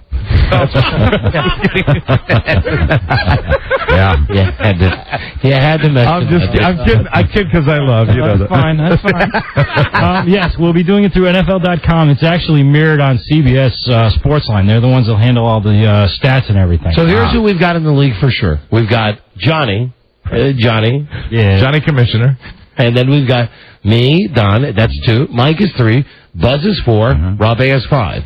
Beth Ann is 6. Bart, who wants to play from college again, is 7th. And rounding out the field this year, what a fine league it'll be. That's our 8-team league for our fantasy football. We've already paid the money. We've got the down payment to have them do all the stats and all the scoring and all that crap during the year. I don't want to predict the outcome of this season. It's way too early to do that, but I just want to say, Eli's are coming. There you go, guys. Don't want to tip my hand to anybody. I just want to say, Eli's are coming. Mike is a retard. What a big retard. Give up lots of players for Eli. Take him in the first round. I want Eli. Take him in the first round. I want Eli. He's pretty, and he plays for the Giants. He's pretty like his brother Peyton. He's pretty like his brother Peyton, like his father Archie. And I want Eli. Give me Eli. I'm a Giants fan, and I want Eli. I do. Oh, Lord, I do. Give me Eli. Come on, Eli. I'm at it. All right, John is our commissioner. Thank you, John. Jerry Todd Show will be our name. Jerry Todd Show. That's the league, the Jerry Todd Show. That's a good name for our league. All right, Jerry Todd Show. Very good. I like. Hey, see, already he's stepping up as a commissioner. Now, and that's a month away, and we will also have the draft on the air. I guess sometime after the season starts, or very close to when the season starts, we'll do all of that. Do you want to bring anything for the draft? On the radio.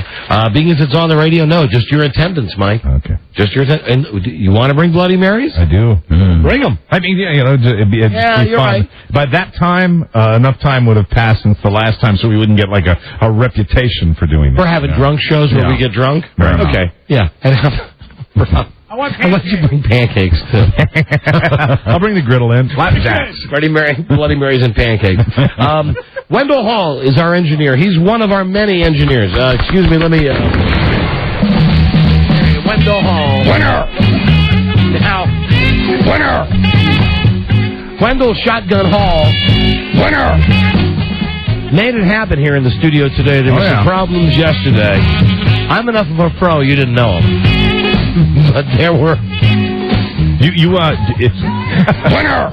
You have your studio configured in a much better way today, I think. Yes. Are you happy with where everything is today? I'm happier today. Good luck. Good. I'm happier. That's the voice of Wendell Hall. Good luck. And Wendell's the guy that did a lot of the work here to get the computer in the back where we need it and get the screens. And Wendell, I thank you for that. I thank you immensely for that. You are losing a lot of weight. It's a stress. And and Wendell, our engineer, also, as I mentioned the other day, no longer scares me when I'm online now. Good. When I get the thing that says you've got an instant message from me and you've got a weird screen name, because he always writes his first thing is always something like, hey, don't be scared, or hey, it's me, Wendell. Don't be afeared. So Wendell was working here on the stuff in the studio and showed me some of the, just it's interesting stuff between the engineers.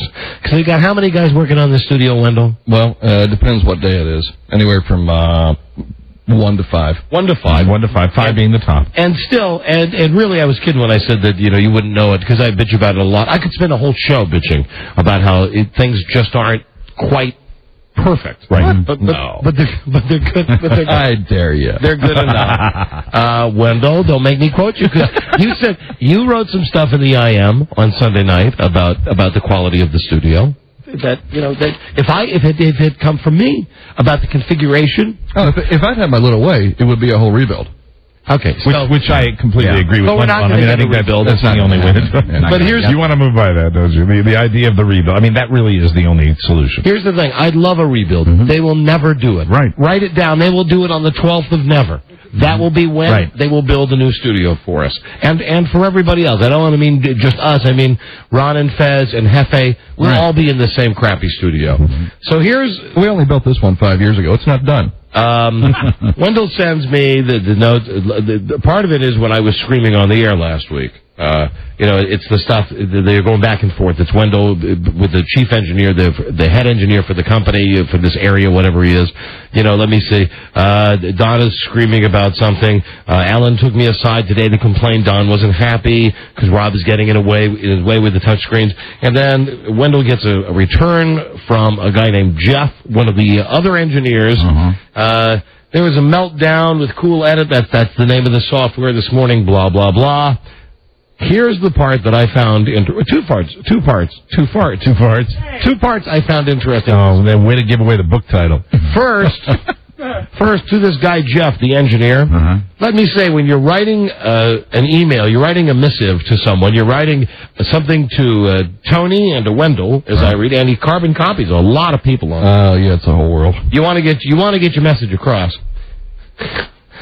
If you're going to write the memo, the last this is not how you want to start the last paragraph. Okay. Lastly, we need to develop a sense of urgency. It just seems to me that it defies common logic. That should be the first paragraph. Yeah, okay, there you go. And one additional thought. Yeah, and really that's how this memo, which I'm not allowed to read you the whole thing because it's confidential, but there's 1, 2, 3, 4, 5, 6 paragraphs of all this other stuff, and then lastly, we need to develop a sense of urgency. Yes, yeah, and maybe you should be lead with that idea. So here's the part of the sinking feeling in the pits of our stomachs isn't enough. Here's the funny part about Wendell and why I wanted to quiz him today, and he was gracious enough to come in. Yes. And Wendell, you okay with me going back to the other side, voting for Kerry? I know it was going to happen someday. Okay. Yeah. They write that there's a problem finding engineers when there's a problem with the computers here, because typical Infinity, not enough guys, too much stuff to do. So the guy writes, everyone needs to have a cell phone. Wendell chooses not to have a home telephone and had a company cell phone until the service was suspended. It's now restored. I suggest adding one to the existing account so you both have phones. Yes. However, it's not unreasonable to expect an engineer who's on call as a part of their job to own a telephone. Wendell, my question to you is, and you are a total enigma, and I will ask you about your Hair Club for Men commercial in a moment. Exactly. Or whatever it is that you're doing, like the commercial I hear. Why do you choose not to have a home telephone? I'm never home. Don't you think it would be handy for the job? Where do you sleep? At home. But I don't sleep then. I don't want to hear from anybody. Okay. When I had a wireline phone at home, and I'm not alone in this. I'm not questioning you. I mean, the percentage of Verizon's business has gone down from 51% to 45%. I don't want to upset you. From 2001 to 2003 of wireline phones. People just don't have phones at home anymore. It's true. Okay, now, and for my part, I had a cell phone. What do I need a home phone for? Right. Telemarketers? I can do without them. So hold on, but the way that Jeff wrote this what caught my eye was, everyone needs to have a cell. Wendell chooses not to have a home telephone and had a company cell phone until the service was suspended. Why was the service suspended? They never transferred it out of Dan Reiston's name. And the bills were coming to him, and I guess they threw him away because he doesn't work here anymore, and he hasn't for 4 years. Well, now, do you on your own, do you have your own cell phone with your own cell phone service? I used to. Back when Dan was here, or when Mike Friedman was here, he had that phone, and I had my phone, and, it was... They were company phones, though? No. I paid for my own phone. Okay. And, so do you have a phone now? No. Well, I've got the company phone that they didn't pay the bill for, and it got turned off. So now... So you're unreachable now? Pretty much. Right. So how do you react when they send you an email saying that, Wendell chooses not to have a home phone, or obviously you don't have a cell phone, excuse me. That's the same thing. But then they write, while we continue to live our life, we must be reachable. Our policy is every page is returned within 5 minutes. Okay. So how are you going to live up to this? Or are you going to be a rebel? Because I know you're a rebel. Do you have a pager? Do you have a pager on you right now? No, that got lost. How they get lost? Oh, hold on. That's in the memo, too. Hold on a second. Cameron called and paged Tony with no response. Wendell was paged for a problem yesterday and never responded. No idea. That is impossible. That is because his pager is missing. He is to be given a new pager today. He is to be given. He would like a new pager. The station will be billed for the lost pager. So the station. So you're not out of pocket on that one. I hope not. Right. But just for you, Wendell Hall. How'd you lose the pager? I'm not trying to give you a hard time. The clips that they sit in, when I get out of a car, it pops flips out, yeah. Right. So for you, Wendell Hall, single successful gun owner. Hello. How come you wouldn't want to have just a phone? Because I don't need a phone. Because you don't need a phone. Well, but what about, if you had a problem with some service or the battery went dead, wouldn't it be good to have a home phone as a backup? If I'm not at home, what help is that? Well, if you're at home and your battery dies, and when you're sleeping, and when you wake up in the morning, you can check your. So that's why he has guns, though. So if my battery dies while I'm asleep, right, then the backup is the phone. Or the service. Now, I think I'm arguing a very. Don't get mad, Wendell. I'm arguing a very logical point here. If you have a backup hard line, Wendell, what if you have a stroke? What if you have a heart attack? Then how am I gonna dial a phone? It'll be of no use anyway. But what I'm saying is, what if you were like? Well, I haven't finished the whole thing I was going to say. If the service is wacky, which it can be with cell phones, no matter how good the area is, then you have your hard line at your house as a backup, where even if you're sleeping, you can certainly retrieve a message. I mean, if the company wants to put a phone in my home, then fine. But for me, I don't need it. I don't want it. I don't care. It's a luxury that you can live without. Yeah. Do you view a telephone in your home as a luxury or as a necessity to work? A luxury. A luxury. Could they? Here's a question. Could they IM you instead of calling you? If I was online, but I'm not always online. Not always. Hold on, Robbie. Yeah, what? Do you enjoy, in a way, being unreachable at times? I'm not accustomed to it. I mean, for 4 years, I had my own cell phone that I paid for here to make it so the company could get hold of me. Right. You know, that cost me like $2,500. Sure. And was it one of those real big ones? Is that why it cost so much? It was solid gold. No, over that time. Total. Oh, okay. That's not bad over that. Over 5 years, or 4 years, 5 years. Yeah.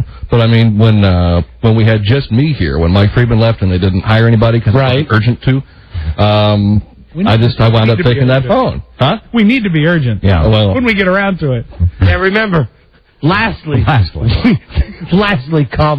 we need to develop a sense of urgency. We need to develop a sense of urgency. So, but it's nice to be able to not be reached, right? At certain times? Sometimes. But Wendell, you're an engineer, though. Yeah, but that's part of the gig. When something breaks, though, I mean, after reading this, I'm fascinated as always by you. You're a puzzle that I can never seem to put together. An enigma wrapped in a riddle, wrapped in a tortilla. Yes, you are. However, I'd have to urge you as a friend, you know, at least in this way, bow to conformity. Get a phone. Why?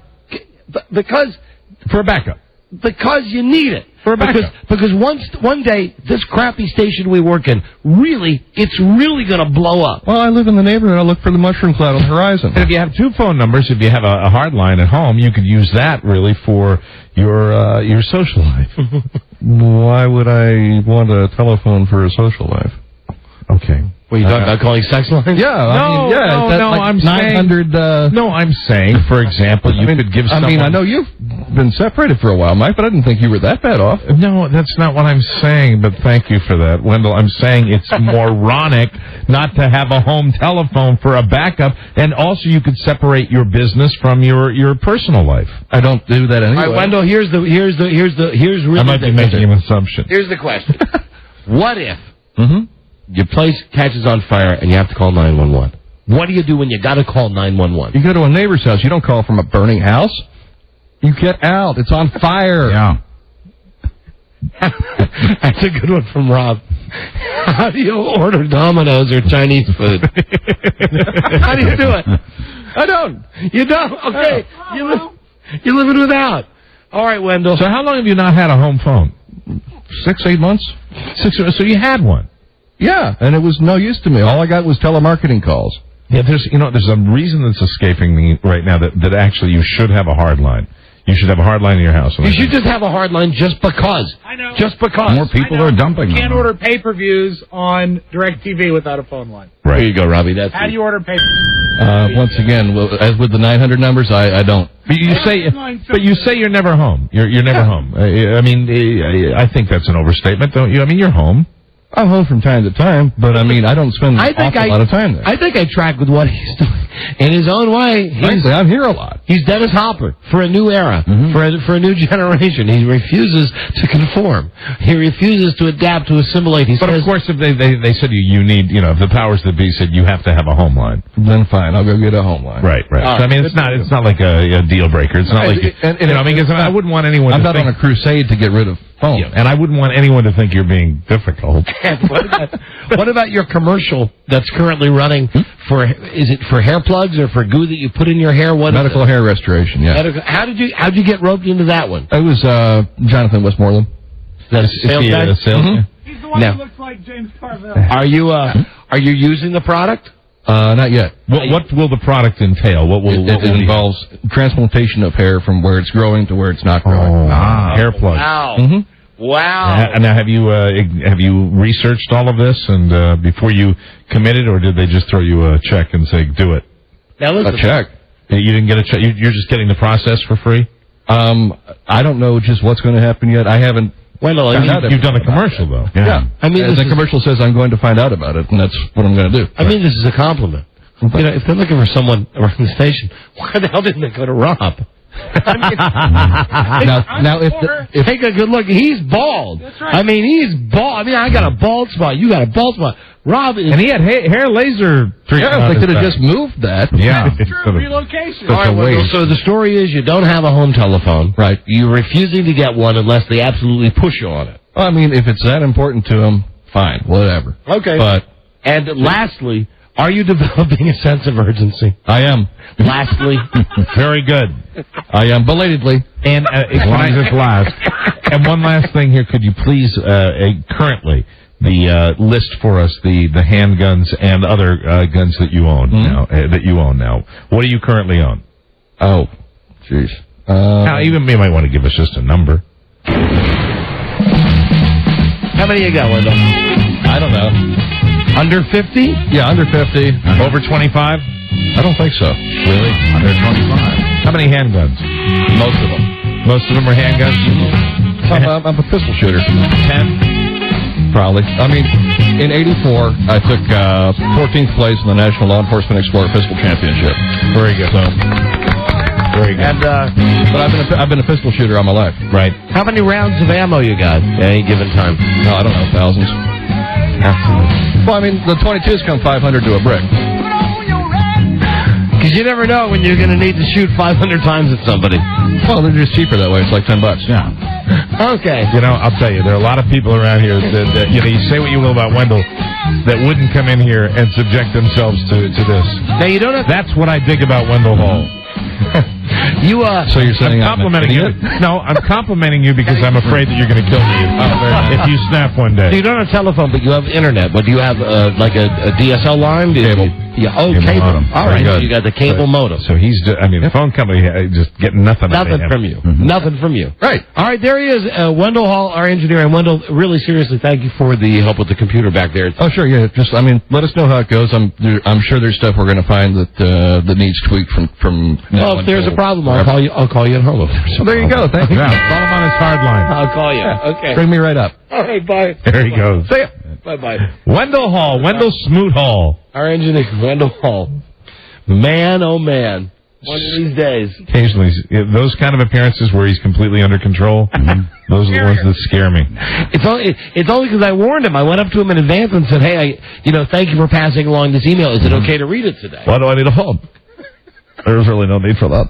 All right, but I understand that you're talking about it. You've been separated a while, Mike, and you're number one on my list. When I come in here with the guns, I'm going between your eyes. Winner! The whole notion, somehow he paralleled the notion of him needing a phone to needing pornography. What? He paralleled his need for a phone to acquiring pornography. What? He paralleled his need for a phone for needing pornography. I can't hear you, what? I'm going to be with him up on the roof in a minute.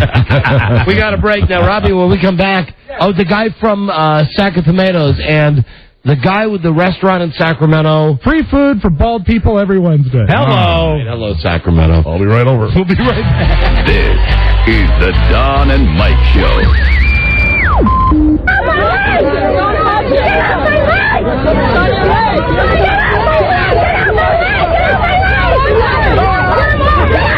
The Don and Mike Show.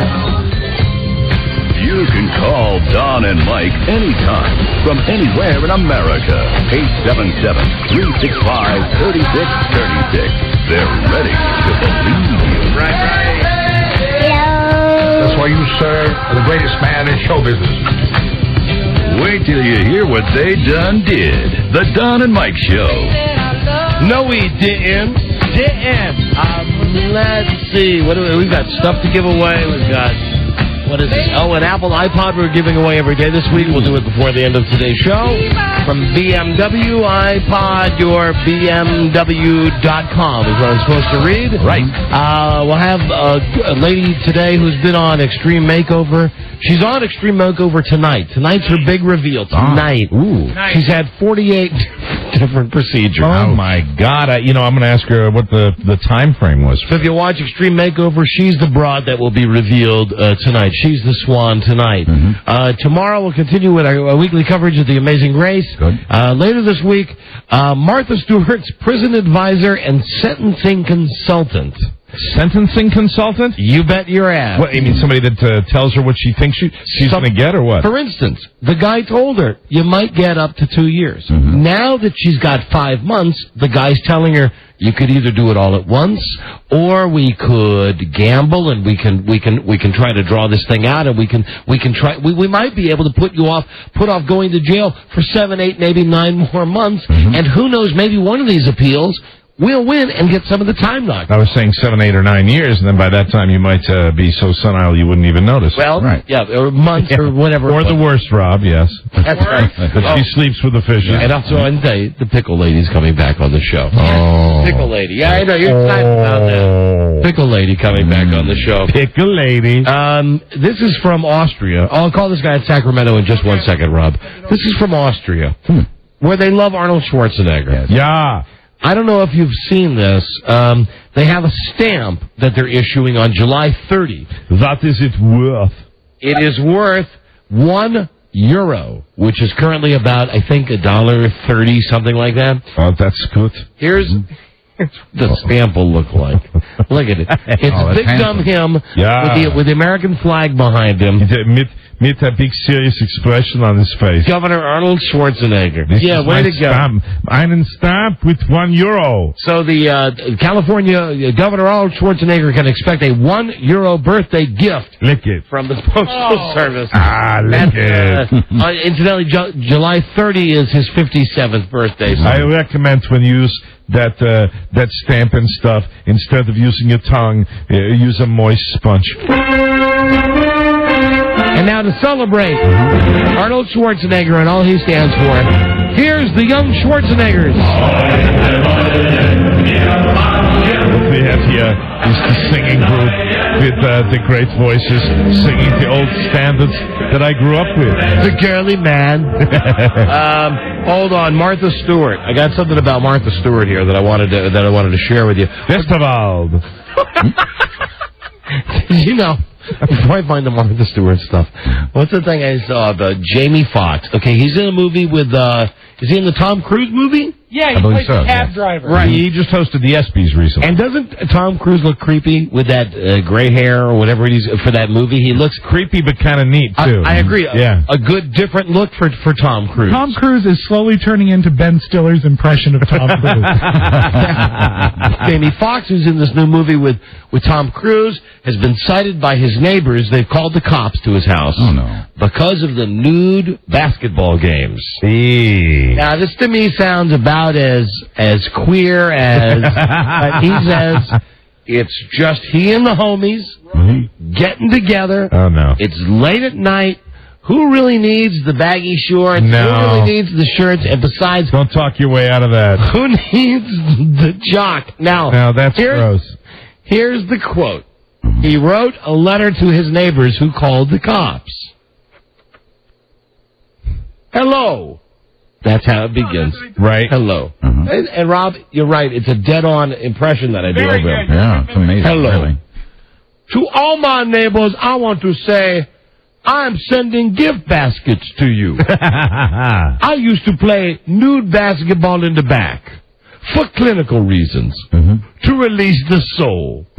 Part of my fence was down there, and I didn't know that lady and her family were there. I've been watching for hours. I wanted to stop, the woman said, and stop it will. Signed, Jamie Foxx. So he's saying he's not going to do it anymore. Right, and he wrote a letter back to the lady that wrote a letter to the cops, and he's playing naked basketball. You know, even if you're doing it, even if you're doing it by yourself, if you're out there, shooting some hoops, but Spaggy doing it with the homies, shorts and skins. Yeah, but what do you do then, Buzz? Yeah. I mean, because they're playing nude. Yeah, right. I mean, how would you possibly identify who's on your team? When you're all circumcised or uncircumcised? When you're all by yourself in your home, do you ever parade around naked? Not often, and I'll tell you why. Because I got a lot of mirrors in my house. I don't need to see that. Right. That's exactly the reason I do. Listen to him. Yeah. The worst thing for me is if I happen to be in my wife's bathroom, right, where she's got like the mirrors with every angle, and she's got that round mirror that you could turn around and it magnifies. If I happen to be in there and just catch a glimpse, like if I open the medicine cabinet and you get that thing where it's like you're in the Twilight Zone where you see yourself 25 different times. Right. If I get a look at myself, sometimes I really go, oh, Christ. Oh, my God. How do I ever get a woman to come into bed with me, much less stay married for 23 years. I was sitting out on my front porch. I don't like seeing myself. And fully clothed in my front porch in the morning before I had taken a shower on a weekend morning, and I left my cell phone out on the front porch. I'm just getting ready to get into my shower, and I realized, hey, I'd like to have the cell phone in the bathroom because I was expecting some calls. Right. I dashed down the hallway, and I decided at that moment, I'm just going to go on my front porch. I have to walk along the front of the house. And it was at that very moment, of course, that once again, there's a minivan. The minivan came down the big driveway in front of my house. And I know they had to see me buck naked. But I was doing the mad dash, but the timing could not have been. I was fully aware of the fact that a car might come by, but I figured the odds were with me, and the car came by at that very moment. And it was at that moment that I stopped. Turned around, preened, and gave them a salute. Hi there. Hi. The place is O'Mara's. Would you like to come up for Thanks. Look Around Cafe. a morning cup of coffee? And of course, yes, I'm always naked there. Yeah. That's a given. With an apron. Wow. You know, the wonderful gypsies were all at my house today. The cleaning gypsies. You have a lot of that. They come twice a week. They're all really nice ladies. Most of them speak the language very well, and they couldn't be sweeter. They never catch me nude. However, they see me in ways that's worse than seeing me naked. Because these are the women. Are you like me? Do you wear your cellophane apron? These are the women. These are the women who do laundry. And it ain't a pretty sight. It really ain't. I know, the old show, I would go deep into depth on this. I cannot go into depth on it now. So you don't throw away? No, and Mike, frankly, no. You don't simply, knowing that some other people are going to be handling your unmentionables, you don't simply throw them away? No, I simply, on the occasions that I do laundry myself, I bleach to the max. Right. But it's still, it's not enough. Yeah. It's not enough. You can still see that. You might want to think about increasing the budget. For what? For underpants? Just to keep them coming, keep them fresh. I'm one of those guys. I like the old frayed ones. I like the ones that feel good. Yeah, okay. Not that I'm dropping the name, but Calvin Klein, those to me are the best fitting underpants. See, I would think that, have you ever been inclined to do a soak before you throw something into the hamper? Have you ever done a soak? No, what good would that do? The job, I had a need for a soak, and what I did was just a little hand soap. And soak, you said, or a soak. Just a little. It's really what it is it's pre-treating, and I did that knowing that my housekeeper would be handling. No, I'm not going to wash my underpants just so my underpants are not seen by the housekeeper in such bad shape. I had to. Now, when you soak, it's after you've taken them off, though. Of course not. Okay, anyway, here's the Martha Stewart thing. Now, I did some research. What can she really expect in jail? Okay. Really, because everybody really wants to know. Love. It's at Danbury, Connecticut, where she's going to be. So she is going to the country club. Yes. Well, Mike, hold on a second. Hold on. I want to tell you about this. It ain't really a country club. It used to be. It was back in the Watergate era. Right. It was. Now she has to pay. She got to pay $30,000. She got to be 5 months in the Hooskow and 5 months in her house. No problem. When she's in house arrest, she'll wear, like we said, just this thing on her arm or her leg, but she's got 150 acres. Right. Now, what about when she gets home? She can have a phone. This after she gets out of jail. She can have a phone, but she can't have a cordless phone. And she can't have a phone with caller ID. She can't have call forwarding, and she can't have call waiting. Wow. The reason for this is they don't want her to do any business from home. Of course, she'll find a way around it. Of course she will. Now, when she goes, she'll go to the Danbury Federal Correctional Unit. Mike, you might want to know that Jigor and Liddy spent some quality time there. There you go, brother. Fantastic. Martha will get a job in the prison that she's suited for. Prison officials have already said, sex slave. Kitchen duty. Right. They say it is hard work preparing gruel or porridge. Really? They still serve that stuff? They do. Gruel. The job starts at 5 a.m. every day, and Martha Stewart will earn 12 cents an hour. Very good. If she is a good inmate, she will be able to use the walking track, the volleyball court, and the crafts classes. Martha will not be allowed to decorate her cell. She is only allowed 4 photographs in her lockers. The good news is that in some parts of the Danbury Federal Correctional Unit, the inmates with the cleanest cells get to eat their dinner first. Oh, that's nice. So that's about it for the whole 5 months. That's it. What does her job pay?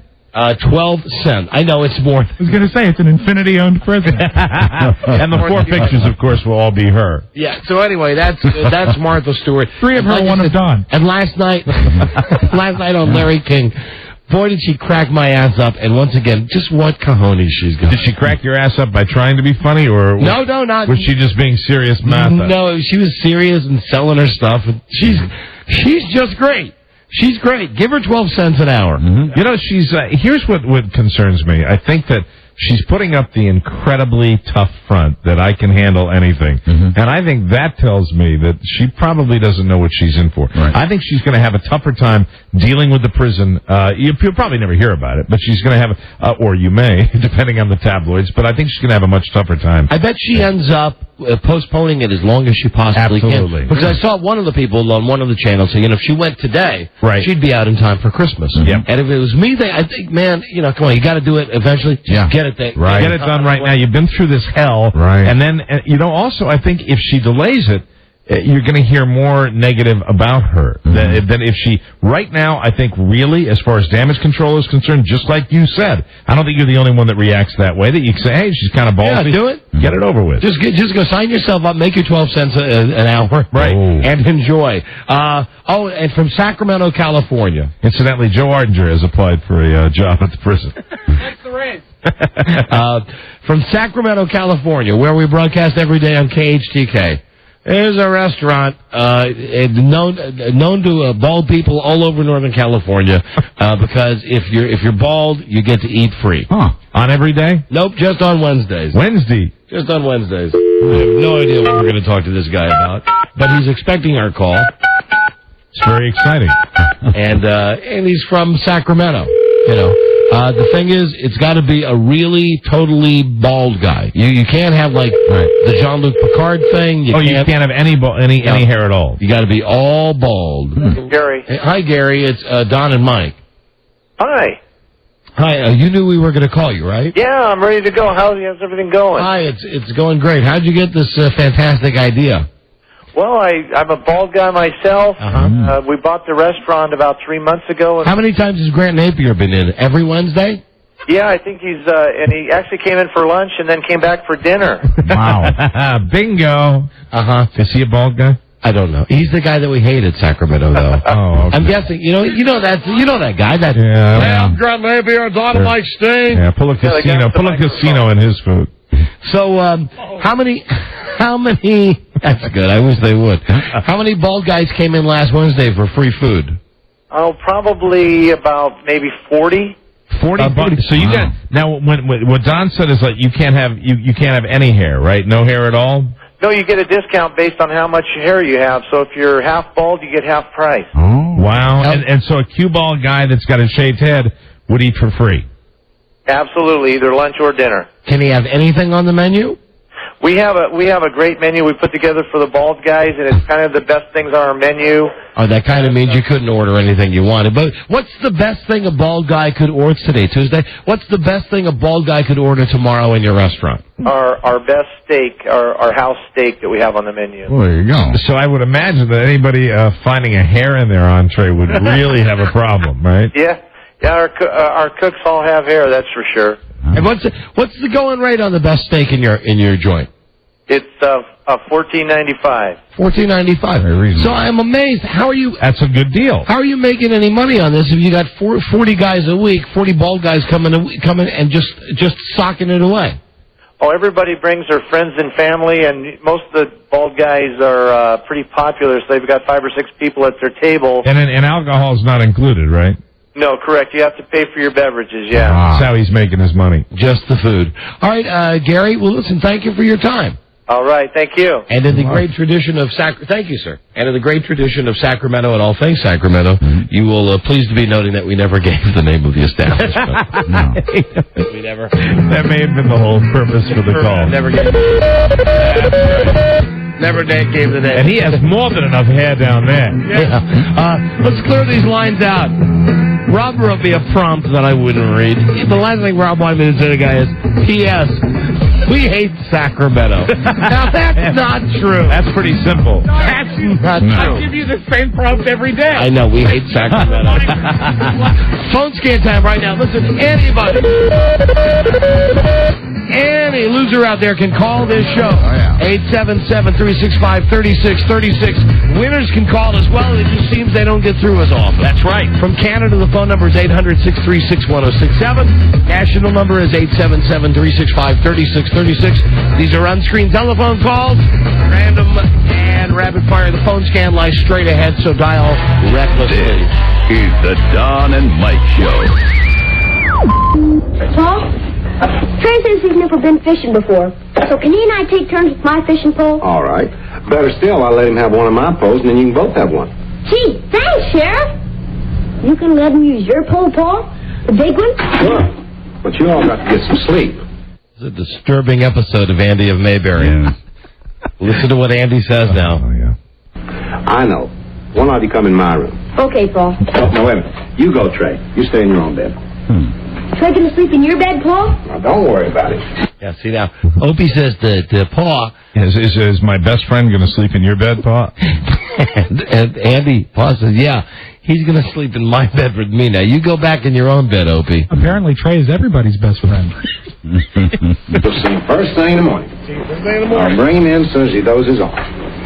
He'll go to sleep. Night, Ope. Night, Ope. Night, Paul. Who knew? Did we ever find out if Andy ever brought him back? Broadcasting from the right side of the dirt, the Don and Mike Show. Nope. Missing Trey and his pole. Just ahead of a phone scan. Let me place a very quick call to Cinderella because I have a question for her about this lady. I don't know. With the reality shows, I don't know if we've seen this one or not. I know that she watched the other one that we had the girl on from, the For Lover. Hello. Hi, baby. Oh, it's my sweetheart. Yes, hi, Cinderella. Listen, do you watch Extreme Makeover? I have, and then I kind of got tired of it. I got tired of it. Then I went to, I have. Well, the girl on in our next break, have you seen her? Her name is Katie Lent. She's on Extreme... Lent. Okay, Lent. She's on Extreme Makeover tonight with her big reveal. Now, what happens on the big reveal? Is that like on the Swan? Well, yeah. I mean, it is like on the Swan. On Extreme, let me see. Let me get my shows. Let me make sure I have my shows right. On Extreme Makeover, right? They take somebody who is, they're not ugly. The thing about it is they're not like deformed. They're just not pulled together. So you say. Huh? I'm joking. Tonight is a magical episode, and let me tell you why. Why, Robbie? Because tonight it's three sisters all getting hacked up and improved. Wow. Oh, my God. Hey, all right, so we'll have her on in the next break. But I had to stop watching it because it made me want to have plastic surgery. Well, I think all those shows motivate people to have plastic surgery. I know it happened with Buzz. Baby, that was before the show. What's the one you watched last night where we had the girl on and that was For Love of Money. Yeah, For Love or Money. For Love or Money. And it was Rachel was the girl that we had on. And you should have her again because now she's the star of the show. But I mentioned this to you last night when you watched it. She's not pretty. Yeah, she's not as hot as I thought. We saw a still of her when we had her on the show, and when you see the show, she's not that hot. She's no Trista or whatever that Bachelor girl was, the hot Bachelor girl with all the roses, right? I think it's the way they photograph her. No, but haven't you always known women and men, and you two are good examples, who are not, you're not supermodels, but boy, your charisma. Hey.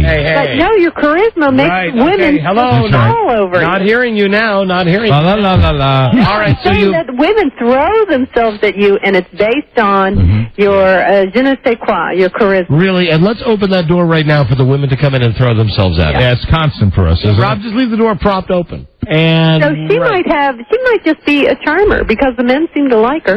Okay, well, I don't think it works that way with women. The woman from speaking from experience, Mike. I don't know. The woman from Extreme Makeover. You never heard of her though. I don't. No, I don't remember any of their names. I would just be amazed at. They would be so, well, as you're going to find out, they would be so carved up. I mean, but they come out looking great. I mean, looking like new people. They go in looking like West Virginia and come out looking like Hollywood. And then they have to eat through a tube. And they are miserable when it first happens because they're chopped up every which way. I mean, I think it's 48 surgeries she's had. Wow. And I don't think. Wow. Make sure ask if this is the show, but I don't think that they let them look in a mirror or the whole time. That's the Swan. Oh, do you think that's the Swan? So many. See, you're not my reality girl TV expert. All right, I don't baby. know. All right, I'll see you later. Sorry to disappoint. That's okay. You know what? As you've said to me over the years, I'll learn to live with it. Yeah, well, That's just another thing you effed up, Frida. it's usually while you're, What? It's usually in a more intimate setting that I'm saying that to you. That you're saying what to me? I'll learn to live with it. That's great, honey. In a more, you mean like when we're in the boudoir? Yeah. That's all right, honey. Right. Yeah. Right. Because I'm not like Domino's. I don't deliver every time. Is there ever? I'll tell you, you do have one satisfied customer every single time. And it's me. Yeah, I know. And I've never had to pay that ridiculous 30-minute guarantee. To me, it's like a 30-second guarantee. All right, see you later. All right, goodbye, GP. Oh, and listen, do I have a tuna steak tonight? Judy, you told me, remember, you don't mind tuna steak because it doesn't taste fishy? I know. Yeah, so, yes. Okay, crap. Put that new hot sauce on it. No, I don't have the new hot marinated. sauce.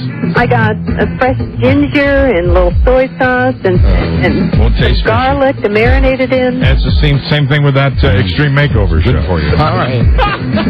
That was procedure 42. All right, bye, honey. Goodbye, boo. Bye-bye. I guess I'll have to learn with tuna. I will learn to live with tuna steak tonight. Is it fresh tuna?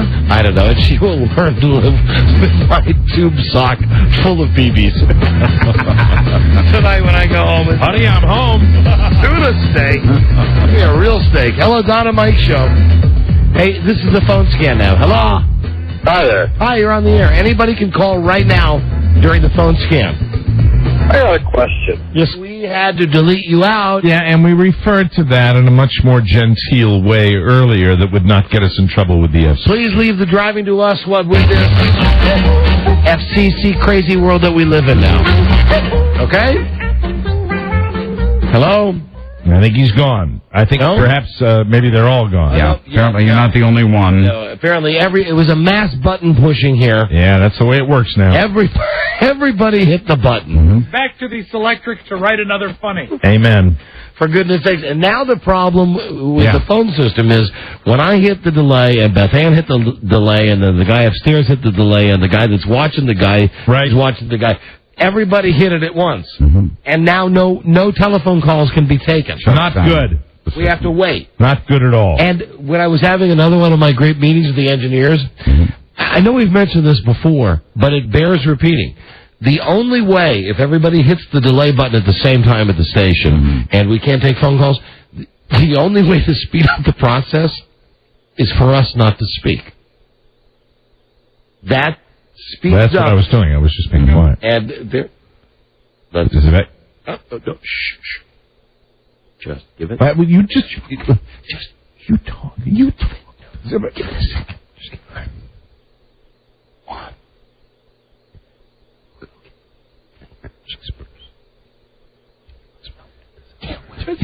You can't. No, we can't listen. So there can be no sound at all. There can be no. Right. All right, ready? Here we go. Okay, stop. Dark. Well, now, Rob. It's not gonna work. Rob's laugh made me laugh. Dark is like on television. We're going dark. Oh, okay. All right, is it caught up yet? Hold on. Now. Now we're going dark. The first message is... Hey, Rob. This is Robert the Mailman. We're supposed to have some type of There, now we went dark. Now the light's back on. Sure, I fixed it. We filled enough time. Very good. Hello there. Don and Mike Show. This is the phone scan. Don Mike. Yes, hi, you're on the air. Yes, rock. Thank you, my friend. Hey, you're a guy from Sacramento that won the jackpot? Yeah, no, we asked yesterday on the show, there's some lummox out in Sacramento that won $21 million. I thought it was $12 million. I'm dyslexic. Thank you, Mike. $12 million on a slot machine. Yeah, what was it, a $1 slot machine? Wow. And the guy's identity is a secret. We were positive he's a listener of our show. Mm-hmm. What about him? He's a queer. Well, what do you base that on? Do you know him? No, but I saw him on TV. He's a loser. Are you jealous? Is he a queer or a loser? Is he a queer, or is he a loser, or is he a double threat? Is he both? He's a little both. So he's a QL. Yeah. Why so bitter, sir? But he's an RQL. Mm-hmm. Yeah, but he don't listen to you guys. Well, now, how do you know he don't listen to us guys? He lives in Sacramento. He can't afford a phone. And where exactly are you calling from where you can't afford a phone? I'm calling from Modesto. Modesto. Yeah, Modesto's a lot different. Well, that makes a big difference. You're listening on the Sacramento station, aren't you? Yeah, but that's the only good thing. You know what's happening? Mike's doing the Sacramento dance right now. That's the Modesto. Mike, you're going to have to wash your hands now, Mike. You're really going to have to wash your hands after doing that thing. What? You took it down the primate lane. Yeah, absolutely. I did not know that. I feel like I'm watching Planet of the Apes. And, not really for the Sacramento area at all, but for that guy. Yeah. He's still here. I did the dance for this dummy. He's still there. Hey. Yeah? Goodbye. Quack. Really, God, why are there so many stupid people out there? And I was with the phone scan yesterday. And I don't mind there's so many stupid people out there. It's just, why is this like the show no pester? Why does this guy think he's funny? Yeah. Hello? He's still here. No, we finally lost. Thank God he's not a queer or a loser. In a way, it's good that they're all together, but it's true. It's bad they all come our way. I know. Hello, Don and Mike's show. If we could just isolate them. Hello, please turn your radio down. Hello. Kill them. Hey, my boo-boos. Hi there. How's it going, guys? Okay. Listen, have you guys talked to Nancy lately? Jim Nance. Yeah. Jim Nance, no. Although I'll tell you something I read in, I think it was the Sporting News a couple of weeks ago. They had his publicity picture, real big, all toothy, and it said, CBS's Jim Nance not happy about being bumped off the lead of the NFL today. Really? Oh, you didn't know that? He got canned? Oh, no, he didn't get canned. They switched him with Greg Gumbel. So now Nancy has to do games with Phil Simms, and ouch. So they fired him. They kicked him out of the studio. Greg Gumbel got the studio job, and remember how Nancy would always talk with such reverence about how she was so excited. I mean, he was so excited to finally be doing the NFL today on CBS. The great tradition of the studio show, guys. I'm thrilled to death. Rob, we talked about, when was that? When we were on vacation, right? But his initial spin was he was excited to do it. But now he's letting the truth out? Yeah, well, it said... Oh, boy. In the Sporting News, it said, Jim Nance not happy. Yeah. We got to get him on. Well, we've tried. I don't know, guys. That's a negative environment, guys. I don't think I want to complain. I certainly don't want to bite the CBS hand that feeds me. But it will be great to finally see a Houston game. Yep, my city... He won't be able to go. He's ridiculous. He's got to work those games with Phil Simms now. I can watch the game. Can I watch it? I love my city, guys. It's fantastic. Not upset here. Looking forward to going back to from city to city instead of my home base of New York City. After all that shilling. Hi, friends. Jim Nance for the NFL today. Excuse me.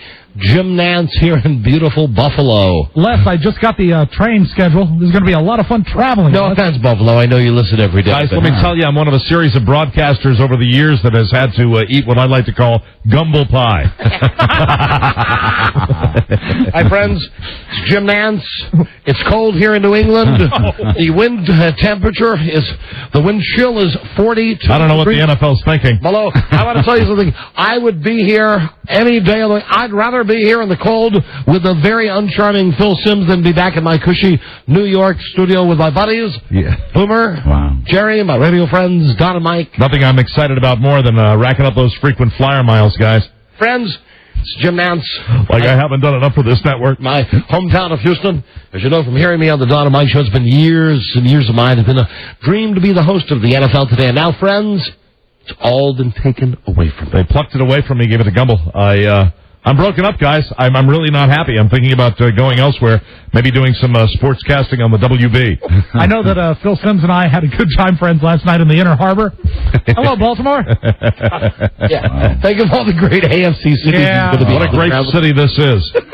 What a great city this is. You know, Phil being in the studio all those years, really, I was not able to capture the essence of Oakland, California, as I've been able to. And you got it right with the national, with the American Conference during the last 24 hours.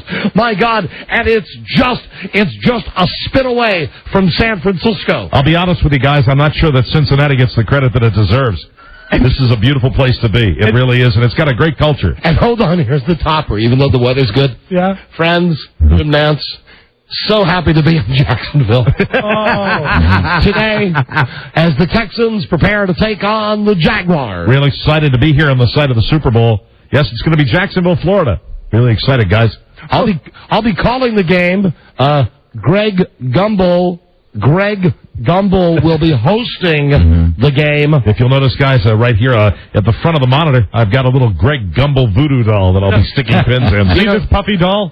You know, actually, he's not even in it this year because CBS doesn't have the Super Bowl this year. Oh, that's right. So that means as soon as the AFC Championship is over, that's it for Nancy. That's right. Maybe a couple of weekends down in Houston playing golf with Freddie Couples. Other than that, I'm done, guys. And Three amigos. Don't forget his problem last year was he was worried about how cold the people were. Yeah, well, that's what I was saying when he was doing that. I don't know how the NFL is doing this, guys. Do you remember, before the playoff game last year, I think with the Patriots, and I don't remember who it was. I think they need to reschedule. It was a second-round game, and it was very cold. Can we get some blankets? The wind chill was going to be like 30 below zero. And Jim Nance got on our show the Friday before the game and These said... people are going to suffer. Said, I think the NFL should postpone this game. And we said, do you have the stones to say that on CBS? And he said, yes, I do. And then on Sunday when the game came on, he said, Jim Nance here in our New York studios, I want to tell you, nothing's better than being out in the elements for a game like this in Foxborough. I tell you, I'm pretty bummed out about this, guys. I was talking to the execs at CBS Sports. It's because I'm too white, isn't it? I'm tragically white. That's the reason. Friends, Jim Nance, formerly anchorman for the NFL Today. Now, dare I say it, I look up on the pecking order, and there she is, Leah Remini, looking down at me, Jim Nance. I tell you, guys, it's a heartbreaking day for me and the entire Nance family. Guys, friends, Jim Nance here. I can't tell you how ashamed I was today when I picked up the phone, and it was Mark Harmon calling. Star of Navy NCISYPYSQU saying, hey, how's it feel to be lowest man on the totem pole at CBS? Fellas, this is Jim Nance. I wonder how they're going to like it when I go AWOL at Augusta. Jim Nance here, friends, and one more move like this, and I'll be throwing an ashtray at a hotel door again. That's another thing he told us he did. Sweet revenge, boys. I'm wrapped tight, and now I'm wrapped even tighter. Yeah, so Nancy got demoted at CBS. That's a shame. See you on the roof, Wendell. Don and Mike show. Hello. Hey, Hi there. You're on the air. Hi. how's it going? It's going great, thank you. Oh, fantastic. I couldn't tell if it was me or not. I just called to say hey. And, It's you. yeah. I was wondering about if you guys were ever going to give that iPod away. If we were ever going to give the iPod away. No, as a matter of fact. No. What's that? Yeah. Hold on. What were you going to say? Because I was going to say, hey, we're going to give it away. You are going to give it away? Yeah, but tell me more. Why were you interested in the iPod? Well, I'm not that interested because my luck's not very good, but, Would you like it? Would you like it? I would love to have it. Yeah. Well, how bad would you like to have it? Pretty bad. I mean, you know, I'm not asking you to do anything crazy, but like on a scale of 1 to 10, how important would it be for you to win an iPod? I think 10. A 10? So you want it more than anything in the world? Well, I'll give it a 9.5. What would you? Moment a 10. What would you say? But What would you? I'd probably be like a 7. What would you say to the listeners who are listening to you now, saying, "Oh, listen, tell that woman just hang up and be the 100th caller when they give away the prize"? I didn't realize you had to be the 100th caller. For many of our contests, that's the way it works. Or we could just, we could do it special for you for Queen of the Day. I mean, why do you deserve an iPod? I don't know. I work hard. I'm on a Mac. Macs are cool. Can you check your memory banks and think if any time in your life you've ever been deprived of anything? Yeah, let me tell you a story. Oh, dear, here we go. Come on, make it a short one. All right, so check it out. We're at the McDonald's. Me and my brother were like 5 years old, right? This. Okay. All right. I pulled out like 100 raffle tickets for this bike. 10 speed, nice bike. He put one ticket in the pot, man, and he got it. Your brother did? Yeah. Oh, man. Hey, where's I have that going for me. What's that? Are you still friends with your brother? I mean, of course you're friends, but I mean, are you close with him? Sorta. I don't know. I talk to him probably like every 2 months. Where's he live? He lives in L.A. He lives in L.A.? Yeah.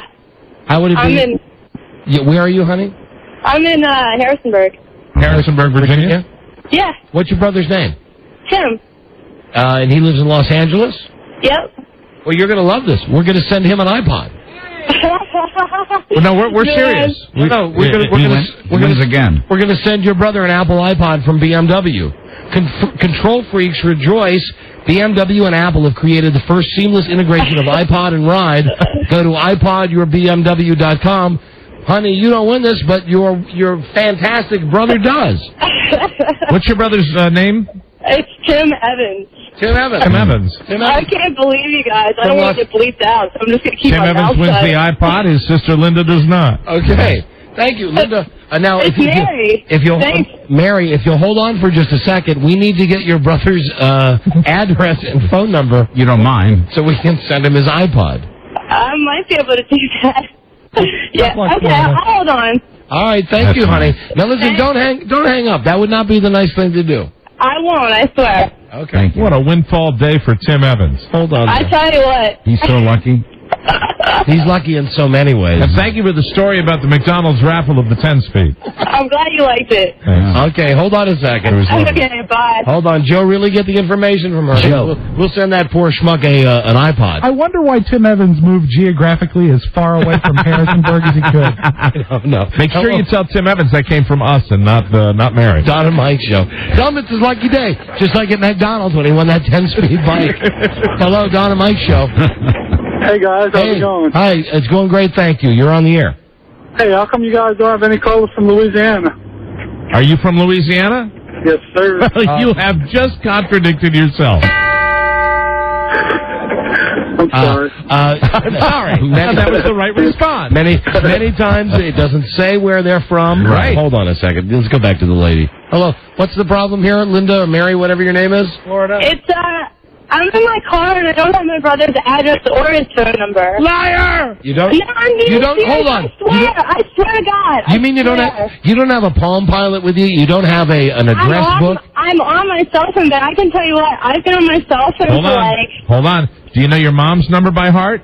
Yeah, I sure do. Yeah, now couldn't you give your mom, thanks Mike, there's good thinking. Couldn't you give your mom's number to Joe and we'll call and, hey, you know what, as a matter of fact. That's fine. As a matter of fact, hold on.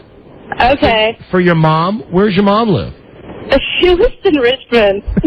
Are you going to give her an iPod too? Yeah. Yeah. Yeah. Oh, you're killing me. You're killing me. And you know the good thing about that is that your mom, how old's your mom?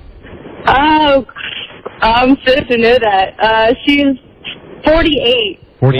She's young enough to enjoy it. I was going to say, she might be too old to enjoy it, but I think 48's fine. She'd be fine with that. Yeah. So both your mom and your brother will both get iPods from BMW. And You guys are great. I love you guys. Yes, we are. Thank you. We are. We really are great. Thank you, Mary. Thank you. I just said, yeah, that's fantastic. Right. Good job.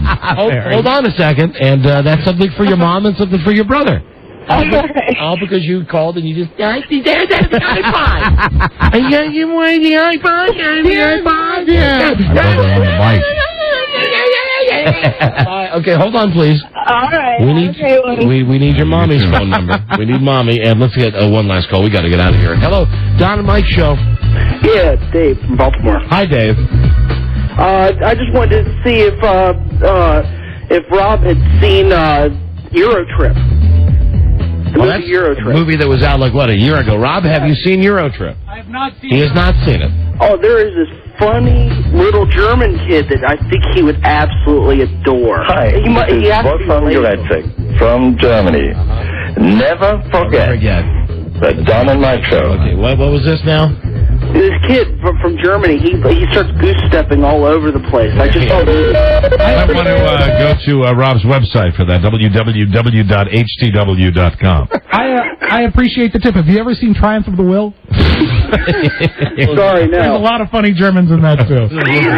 You were the last caller on the phone, Cat. I love it when Rob does the Lenny Riefenstahl humor. You've got the HBO Entourage prize pack. Don't miss the all-new episode of HBO's comedy series Entourage, Sunday night at 10, 9 Central, only on Home Box Office. Thank you. No problem. Thank you for calling. Thank you for listening to the show in Baltimore on Live 105.7. I love the divers. When we come back... Merry Christmas. Merry Christmas. When we come back, Katie Lent. All I know is she's on Extreme Makeover tonight. She will be speaking to us like this. She's got her big reveal. And she's next. This is the Don and Mike Show. I'm mad. I am mad enough, and yet still very self-conscious, but I'm going to write a book, and I'm going to talk. I wanted to believe, and I tried my damnedest to believe in the rainbow that I tried to get over, and I couldn't. So what? The Don and Mike Show. Goodbye. The Don and Mike Show. All right, well, they're getting Katie Lent on. There's 60 seconds here. Tell you about tomorrow, along with the people from The Amazing Race, the losers, we're going to have Joe going out. Here's the setup. Joe's going to go to Fahrenheit 9/11 tonight. Okay. Or he's not actually going to go to the movie. He's going to wait for people to leave the movie so he can interview. He's doing his man-on-the-street interview. Hi, Jomos. Yes. Hi, may I ask you a few questions for CBS Radio? Now, keeping in mind they're coming out of Fahrenheit 9/11. In one sentence, what did you think of the movie? Second question, did you think the movie will affect the upcoming election? Third question, in the movie you saw, wasn't Tobey Maguire wonderful? There you go. Fourth question, what snacks did you enjoy in the theater? Fifth question, I'm proud of this one. In the theater you just left, what do you think made the floor so sticky? Number 6, do you think that Spider-Man could help fight terrorism? You know, this is a wonderful conjuring that we're doing Number here. 7, did you enjoy the role that Michael Moore played? He was Doc Ock. Number 8, seriously, who will you vote for? George Bush or Drew Carey? Number 9, will Oscar like Osama? Number 10, what message did Spider-Man teach you in the movie that you enjoyed today? And finally, will you go to see Fahrenheit 9/12? And we're going to get a bunch of tight asses tonight coming out of the Sure. And we get our man Joe out there. And you'll hear, the best he can do it. It's Trainwreck Radio. We love Jomo. Yeah, and it's coming out of that movie. That movie does have an emotional impact, so it should be interesting. Joining us now, we got her. It's Katie Lent. Katie, I didn't realize you were on hold. I apologize. Hello. Oh, hello. It's no problem. I've been listening to you. Here she is, Katie Lent. Now, the show is on tonight on ABC, right? 8 o'clock, the Makeover Show, Extreme Makeover? Yes, it is. Tonight, that's 8 Eastern and 7 Central. And you have had on ABC. You've had an incredible amount of work done, right? Oh, yes. We all have. Isn't that lovely? How are you feeling? Wonderful. Now, it's you and 2 sisters who have had how many total surgeries? Oh, shoot, I couldn't tell you. Isn't that nice? I don't know. I know that we've had, I think, like 48 or something like that. What was the biggest procedure that you had done? Was it a nose job?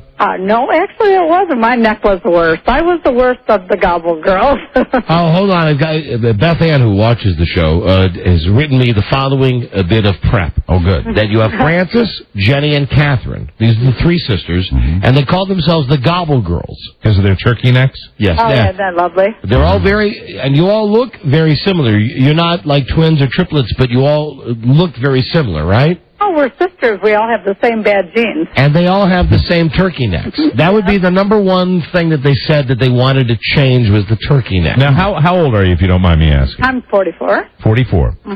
And your sisters, they younger, older, about the same? I'm in the middle. Of 145 and 140. Right.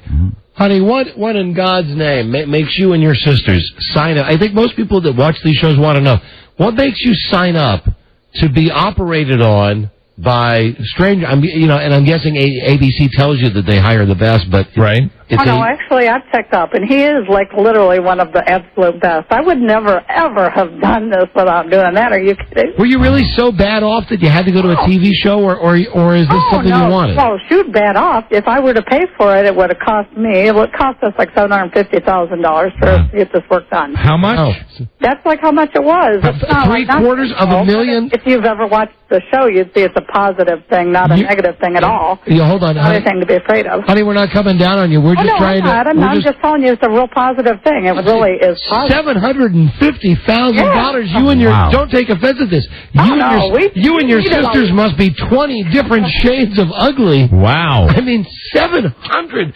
And hey, he's expensive. The guy we went to. What is the most? Now, do they itemize the procedures for you when they say that? They don't. They don't. So you don't have. Do you have any ballpark idea? I know. I don't know what his procedures cost, but I know our teeth what they cost. I know, like, just for, and that's including that also. Did you get the veneers? The veneers. Did you get and like my teeth alone cost $32,000 at least. Wow! So did you get the Da Vinci veneers? Yes, I did. I have beautiful teeth. Good for you. Man, those Da Vinci veneers are expensive. They are. What did you have before, like chiclets or? No, crooked teeth. You had crooked. How much filing or pulling? Filing? It's unbelievable the amount of filing. Is it excruciatingly painful? That's the only thing that was painful. It wasn't as bad as I expected it would be, because I really don't like the dentist, but the dentist is great. Did they give you the farms though after that? I mean, did they give you the Rush Limbaugh pills? They took care of us. Are you kidding me? Yeah, they took care of us. Okay. What is, as far as the recovery? What was the most painful part of the recovery? The only that actually, like, we had 2 surgeries for us, and the facelift was like nearly no pain. I mean, literally no pain at all. And then, but that was a 12-hour surgery, so that's unrealistic, but I'm not, it's the truth. It really was painless. Wow. But we had the second surgery that was like a tummy tuck and an uplift. And the tummy tuck I've watched on other programs, the tummy tuck seems to be the most painful because you can't stand up. For me. That was what was the most painful. But it wasn't as, my sisters, I was a little jealous because they had no pain with the tummy tuck, and I did. Now, the show tonight, we see the reveal. Oh, yeah, you'll see the reveal.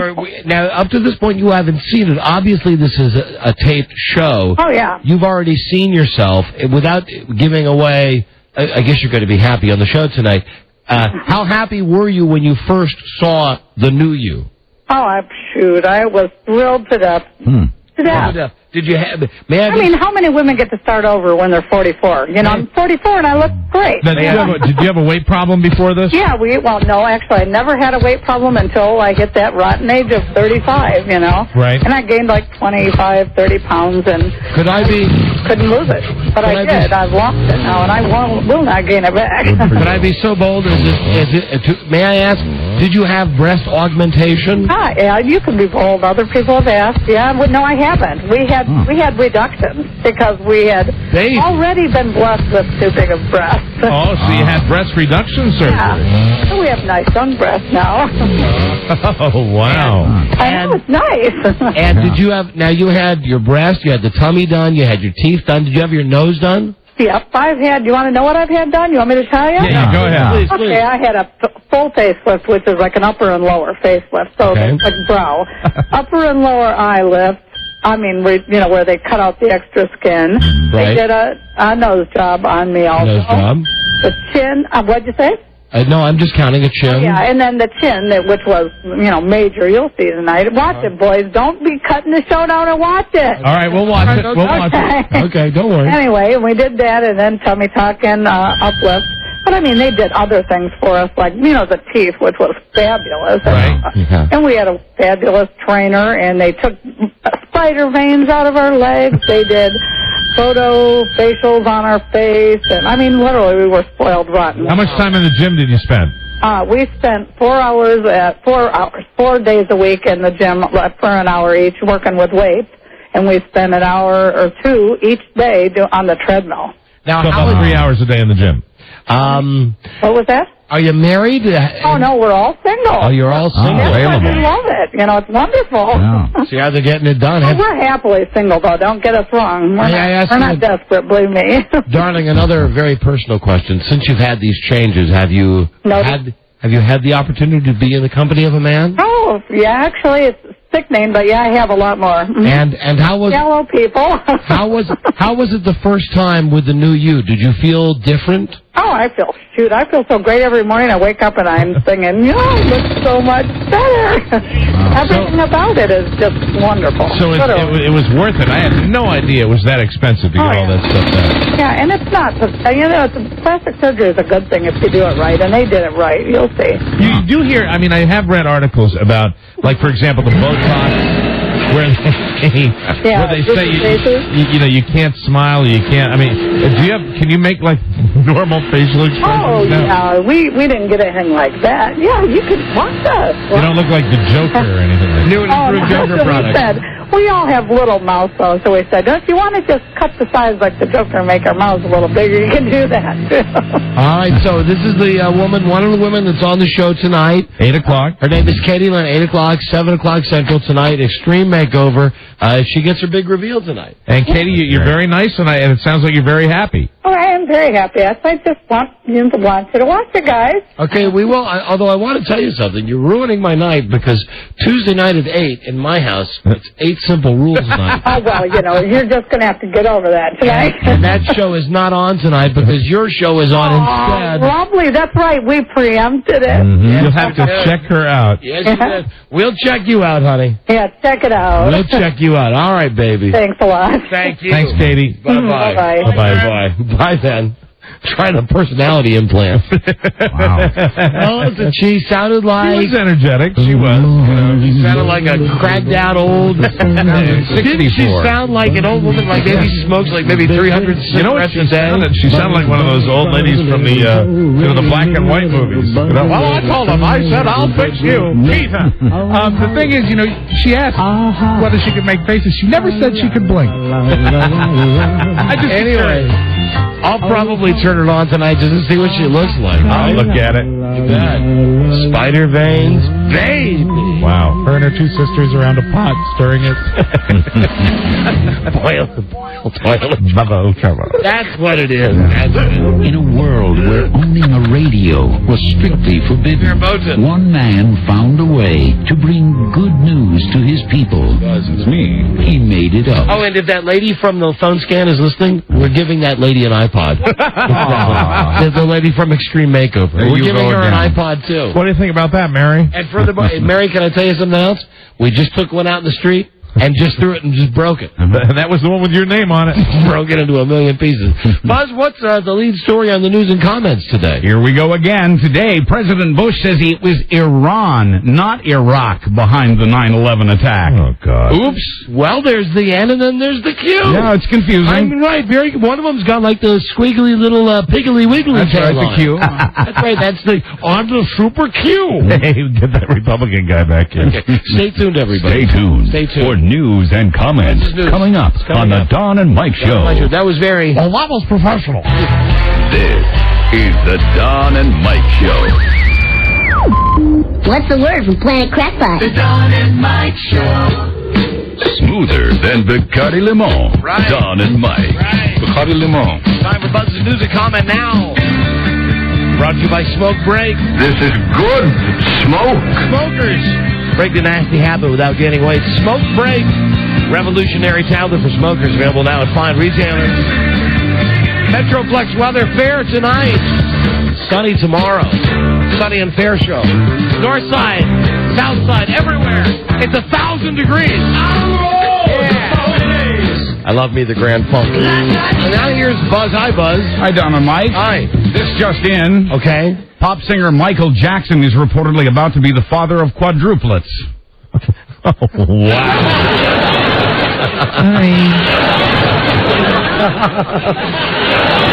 This you should not do. You should not say he's an animal. Should not say he's Jacko. I'm having 4. Us Magazine says the mystery mom is in Florida. We don't know how far along she is, but the magazine says that she and Jackson spent some quality time recently at a hotel on Florida's South Beach. I believe that the more children I have, the less they're likely to convict me. May I ask a question? Yes. What is your name, sir? Do not call me Janko.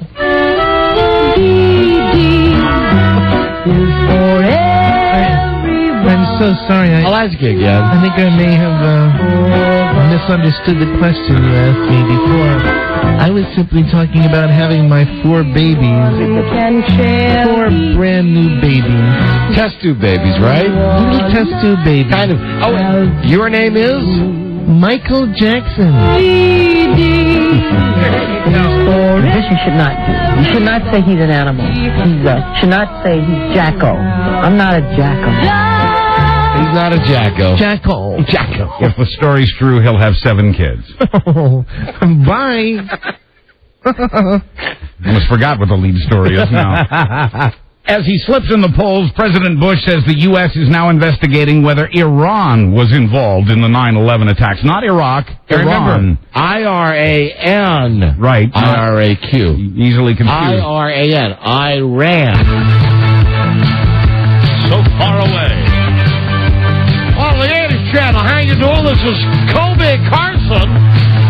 I wrote the Kobe. It was Carson Kobe. Carson Kobe. Carson Kobe.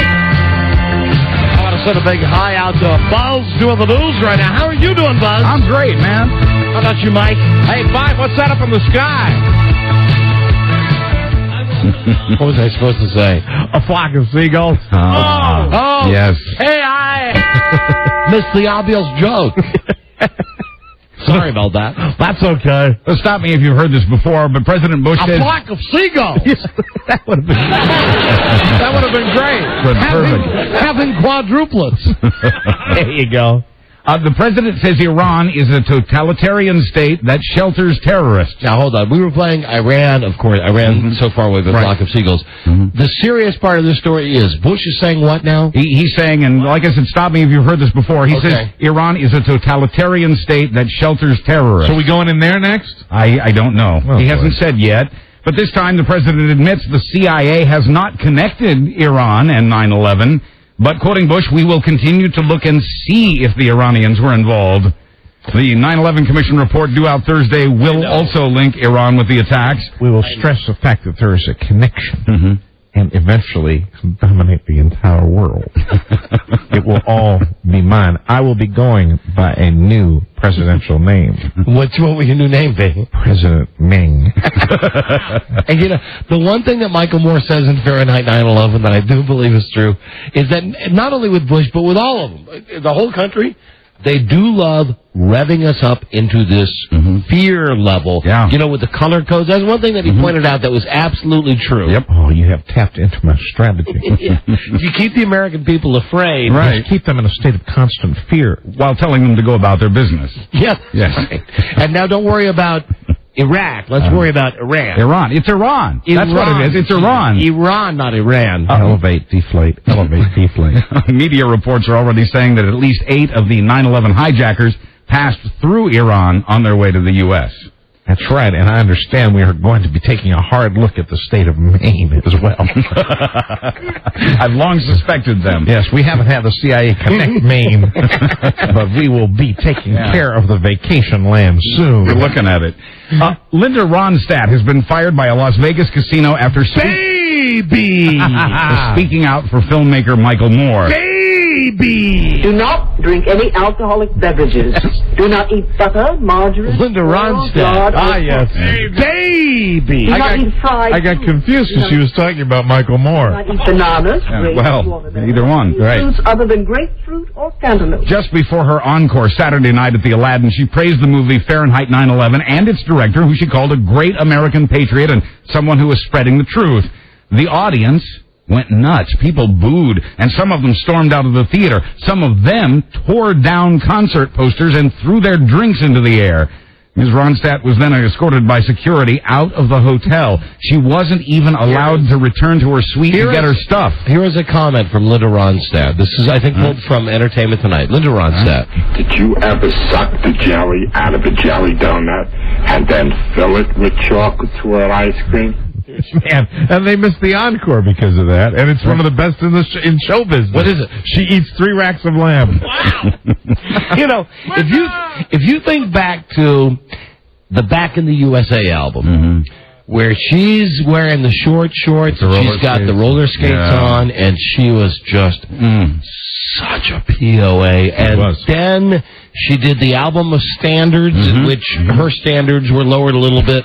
And then when she had the Spanish language album, started doing like Mexican opera. When she came out with the bananas on her head, and she's got on the big drapey Mexican, I'm going to hide everything, I've got Homer Simpson moo-moo. Yeah, she was eating a lot of carbs during that era. I mean, listen, baby. No performer has ever before been escorted out of a casino, not for their protection, but because the casino wanted them out. Wow. Ronstadt, quoting the head of the casino, spoiled a wonderful evening for our guests, and we had to do something about it. The movie opens this week, by the way, in Waco, Texas, near the president's hometown of Crawford. We'll let you know how that goes. I don't think you have this in the news, Buzz, but I do know, and I'm not goofing about this, that speaking of Las Vegas, where we're heard every day on... It's somewhere. This fine station. I have a list somewhere. It's K. WJFK. No, that's not it. It starts with a W. Good guess, It starts with a K. And a V? Doesn't have a V in there? The Las Vegas? Yeah. I think it's got an S in it. Really? I think it's got an S. It's like KSF. KSFN? I think so. Maybe. Sounds right. Maybe. Anyway, in Las Vegas, I was reading what the casinos want to do now, and who's the guy who's the mayor of Las Vegas? I have a I about that, I love this guy. I didn't know you had this in the news today, Buzz. Yeah, Oscar Goodman is the mayor. This guy. Hello. What he wants to do. KSFN, 11:40 a.m. Okay, so it's a good hit, D. What he wants to do is make prostitution, of course, since it's legal in Las Vegas. Right. He sees no reason that every single casino and hotel can't have their own strip clubs. Right. And, very important, lap dances. Now, this is the mayor of Las Vegas. Right. Coming out and saying, the clubs, the casinos, they really need this because people are leaving the hotel to go get a lap dance. Right. Sure, it probably would improve the quality. So if you're at the Bellagio, why must you leave and get in a cab to go get your lap dance? I think that's a great idea. No good reason. Get it all in Las Vegas. We must get this Oscar Goodman on the show. That's fantastic. They tried a more family-friendly, a family vacation spot approach for the advertising for Las Vegas, and it just didn't work out. So Mayor Goodman, who used to be a lawyer for mobsters, says his opinion, they should have strippers, they should have lap dances, and for all he cares, prostitution, legal prostitution on the strip. Mobsters is an ugly word. It's a terrible word. It is an unfortunate word. There is no mafia. Didn't you hear that tape on The Sopranos? The only there hurdle... is no mafia. The only hurdle is the Nevada Gaming Commission, which recently told the Hard Rock Cafe to take down a billboard with a naked woman lying on a blackjack table. So they may meet some resistance there. It's a vicious stereotype. Yes. Oh, and here now is the tape of the mayor of Las Vegas and his message to Linda Ronstadt when he has to call to say, hey, listen, you're fired. Hello, Linda. This is Mr. Ward Cleaver, father of Wally and Beaver Cleaver. No, it's only funny because he says, hello, Linda. It's another good one. Never mind. Kerry is Bin Laden's man. That's the bumper sticker that was proudly hung in the front window of the Republican County headquarters in Louisville, Kentucky. Kerry is Bin Laden's man, President Bush is mine, it said. And they had more bumper stickers inside for the asking. A Democratic candidate for Congress objected to the sticker, and his Republican opponent agreed. So now the sticker's been removed, at least from the outside of the building. I wonder how that guy would feel, the guy that was in here before, huh? That Republican guy, yeah. See? The guy with the 4 eyes, huh? Hey, Don, I brought you some bumper stickers, guy. Yeah, there you go. How you doing, pal? I tell you what, why don't you come back in 6 months? Let's talk about it. And did you notice he did the Clinton thing as he spoke? That thing with the thumb? Yeah. The fist with the slightly extended thumb. Yeah, that is totally Clinton. Yeah, but Clinton didn't have his mouth full of spit when he talked. Oh, Rob. Wow. Robbie was a perfectly fine gentleman. Very nice. Republican It will sway his vote. Absolutely. Yeah. Well, he's an equal opportunity hater. Right. See you in November. You know what? He'll vote for Bush no matter what. Yes, you will. We'll see. No, you'll vote for Bush no matter what. If it makes my household happier. Yeah. Is that what it'll be? And how will that make your household happy? Does your wife care? Are you talking about Big Daddy now? No, not Big Daddy as much as Carrie. Carrie's, women, and now she's thinking politics, so who knows? She's for the Republicans? She very right-wing? No, but she doesn't know, so she's asking questions. I hate when she talks. Could we start a club? Yes. I think we already have. Hold on. Speaking of talking, and Buzz was a witness today. Right. I didn't do this for a gag. Buzz had no idea what I was doing. Uh-huh. Phone rings, in the office, where Buzz and I are having the meeting about the news. Phone rings. I pick it up. Hello? She goes, hi, sweetie. I go, hi, Frida. She said, did you call me? I said, I did not. She said, you didn't call. I said, no. So what's happening? She said, I got to go. Bye. And he looked at his phone. And I looked at the phone, and I wrote down something on a piece of paper. I said to Buzz, so where were we? And Buzz said, what'd you write down? I said, 14 seconds. With Frida, that is a record. That's incredible. I'm going to write that down and wait until my best buddy Rob gets here.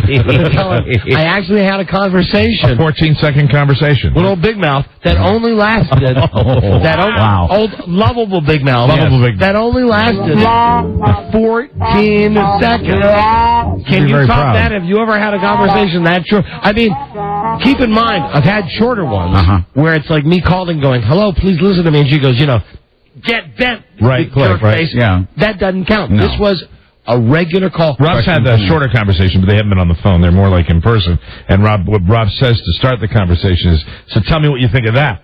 Yeah. I think I could top it, but it would end in gunplay. Anyway, 14 seconds. Total time. My wife calling me. Personal best. Done in 14 seconds. If I haven't done so yet, let me offer my congratulations. You can beat it. Give it a try. Bravo. Yeah, we're all going to try. Ever since the attacks of 2001, New York police have banned bags at some public events and searched bags at others. That's not true. I saw Joy Behar saw her last night. I was hoping you'd say that. At bag. But a judge... Joy Behar. Yuck. A judge has now ruled that the NYPD won't be allowed to search bags being carried by demonstrators outside the upcoming Republican National Convention. The judge says it's a violation of their privacy and their free speech if there's no specific threat. The cops say the judge has left an open door to terrorists, and they hope to appeal the ruling. The judge has a history of controversial decisions. That's what Mr. Behar said the day that she was born. Papa's got a brand new bag. I'm thinking of bags, and you really aced it. You went right to the top with bags. She's the baggiest. The bag. I'm sorry, Mr. Behar. You'll have to leave her in the car. Buzz, we have to break, and when we come back, we have a full segment for the second segment of news. What's the next story? Fox News sued for not being fair and balanced. Hey, go figure there. That's right. We'll be right back. This is the Don and Mike Show. Gosh, I hate to interrupt. It's all been so incredibly fascinating and entertaining and instructive. Really, the time has just flown by. The Don and Mike Show. They will do you proud every time. Don Geronimo and Mike O'Meara. You are goddamn right. MFing right. I know we don't use profanity more on the show, but at some point I'd love to discuss MF. I don't know if we can do it anymore in the format that we have now. Exactly why that became such a popular form of anti-endearment. Why it is, if you really want to say to somebody, that's ugly. You're the now. Do you mean physically that he has done that to your mother? It can be a term of endearment too. Correct. And Mike, that is why I'm torn on this. Yeah. Because you say sometimes like you go, hi, you're a crazy MFer. Like, it's a compliment. Hey, you're having sex with my mom. You're pretty cool. Right. Yeah. Very. But on the other hand, you're having sex with my mom. That's the worst possible thing I could say to you. That's right. And if you go back 40 years, Elvis called the monkey a coconut-headed MFer. So, I mean, it's been used for many years. Anyway, we shouldn't really have this discussion. No, probably not. This is a slippery slope, Mr. Spicoli. Right, sorry about that. I'm a dumb ass. We can still say that. Yeah. Now, who's been on hold on line number 4? Buzz, give me a second. Sure. I noticed his line has been on hold for over 60 minutes. Wow. Hello? Well. Well, now, I don't hear anybody there, but no, nobody's hit the delay or anything. Okay. No, the phones are still very much alive. Hello. Sounds dead. All right. No. Hold on just a second. Hello. See, now, that's line 5. I go back to line 4. Hello? Congratulations. This is Max Boyd Jr., Jeff Bodine from the Beverly Hillbillies, and you just won the CBS Celebrity Birth Contest. You sneak him in now. Got it, man. Is it once a week? Is that what it's got to be? Jethro's now once a month. Once a month? Once a month on Jethro. Okay. Just once a month. Watch out. You're making up the rules as you go along here. Although, really, I got to tell you, that line 4, it still is really on hold. I wasn't making that up. There's someone who's just been sitting out there who I guess tonight will be the first caller for the Ron and Fez show. Very exciting. They're lucky. Ron and Fez follow us in Baltimore and Tampa Bay and on WJFK. Right. Hi, Buzz. Hi, Don and Mike. So give them a listen tonight. Yeah. I tell you what, here's a contest. Give them a listen. You win a prize the first time you hear them mention our show. Hey, very good. Okay? That's a neat thing.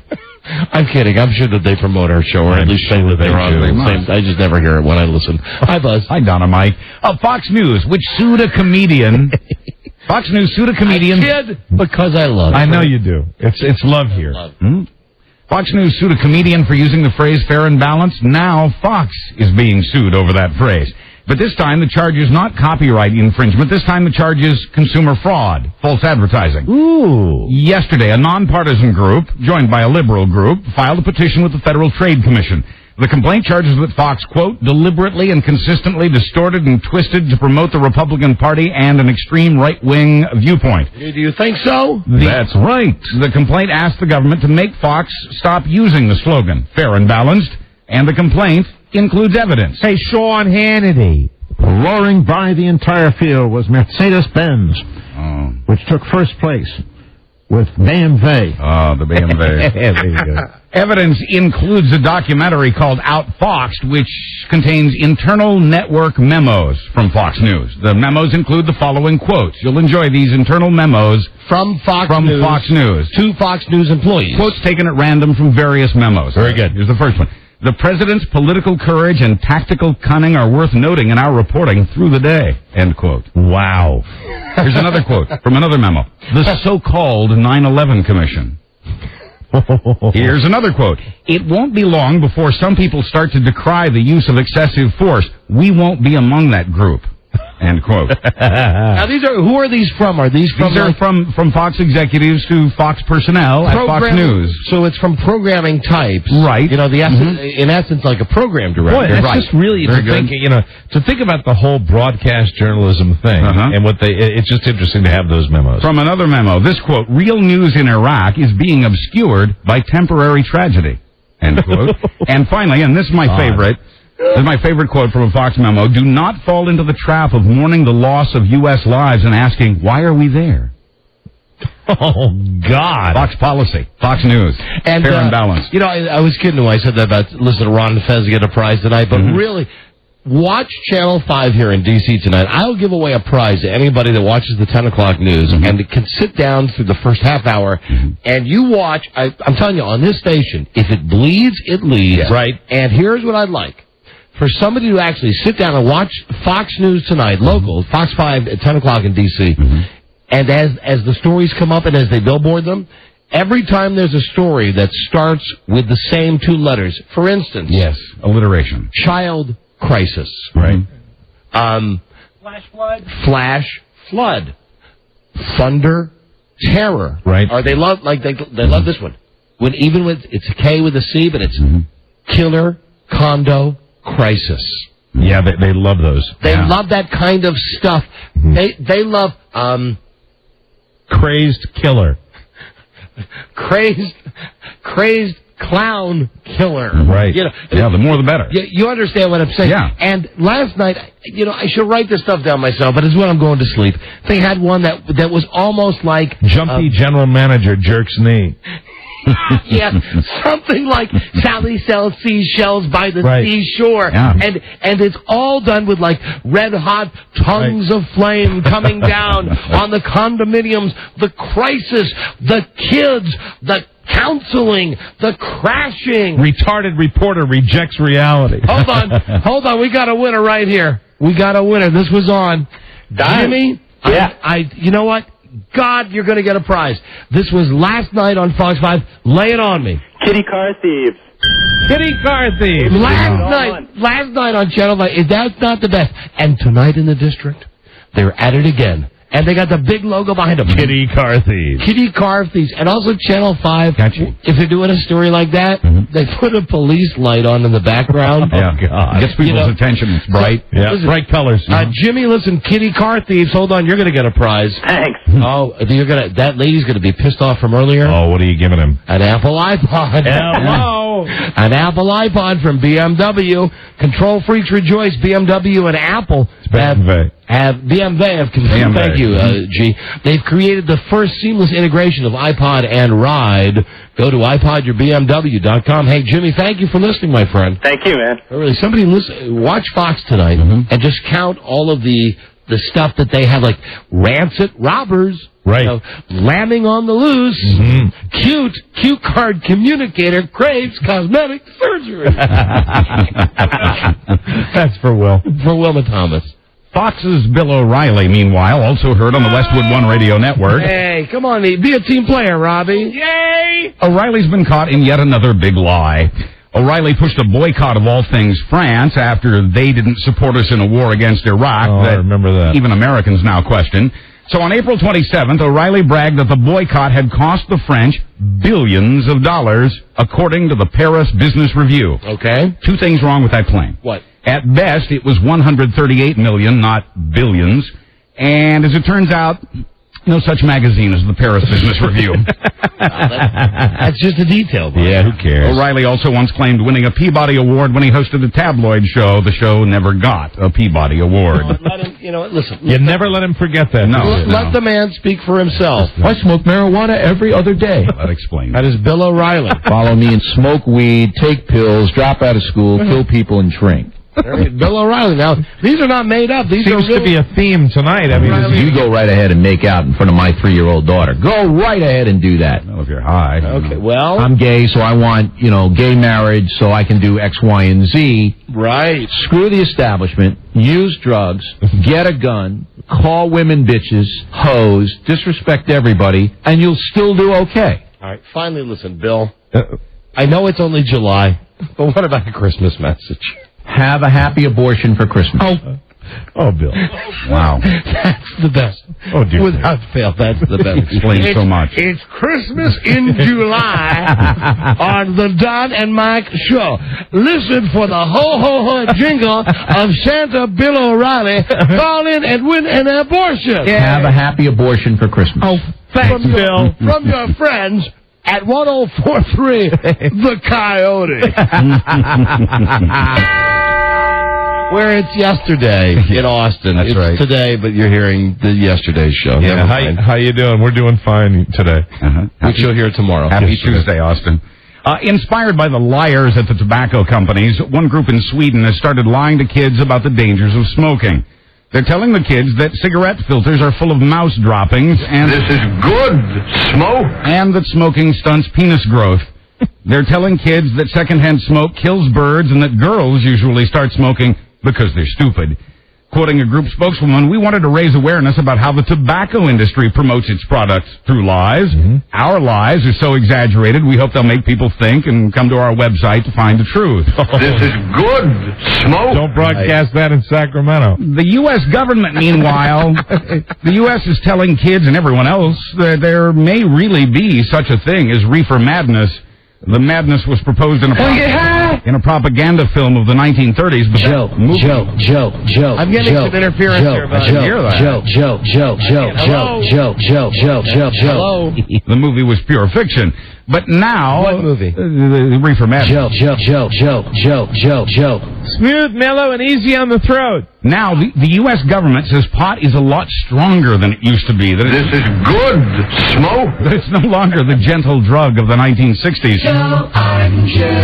Quoting the head of the White House Office of Drug Control Policy, most people have been led to believe marijuana is a soft drug.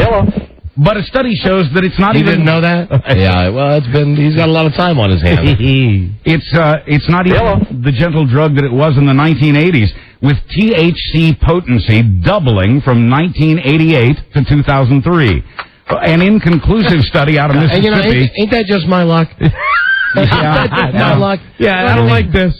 Keep moving with this story. No, Mike, no, listen, you know me. I'm past it. Don't worry. I know you're fine, but I mean, I know how you feel. But ain't it just my luck? That's right. But it's not like I gave it up yesterday. I gave it up over 6 years ago. But, just when I get it. Okay, so I was arrested, so I had to give it up. Just But like when I eventually have to quit drinking, the day after that, they're going to say that it makes your, thing longer. An inconclusive study out of Mississippi says the new, more potent pot could make teenagers into psychotic killers. Really? Well, here we talked to a teen, and here's what a teen had to say. One of today's modern teens. It just doesn't get any better than this. His name is Little Sammy. There's your proof. I thought that was Mr. Joy Behar. Finally, first thing they taught us in journalism, drunk passenger beats up flight attendant, not news. Joy Behar's wife is a bag man. Bag. And Rob and I were talking during the break, when you use that as the bag, that's the definitive bag. Joy Behar You look up bag in the dictionary, there's a picture. Joy Behar. Finally, the first thing they taught us in journalism, drunk passenger beats up flight attendant, not news. Drunk flight attendant beats up passenger, news. Because it was drunk passenger. How you doing? Yeah, in this case, drunk flight attendant. On Russia's top airline, Aeroflot, some passenger had the nerve to complain about the drunken flight attendants. He complained that the crew didn't even start attending to the passengers until an hour and a half into the 4-hour flight. The flight attendants didn't like that complaint, so they beat up the guy. 15. Can we lie? Can we fill in 15? Another... No, all right. No, all right. No, all right. I don't even remember what it was. I keep forgetting we have those tapes of Frida Drone. I got hiccups. Another passenger's been quoted... Those drunks in history. Try the Marriott burger. No, I got hiccups. Another passenger's been quoted as saying that half the food served wound up on the floor of the airliner and that they had to wade through all that to get off the plane. Oh, my. I'm Buzz Burbank on the Don and Mike Show. Thank you, Buzz. No. Yep, that's it. We gotta go. Goodbye. Bye, everybody. Goodbye. Well, let's see.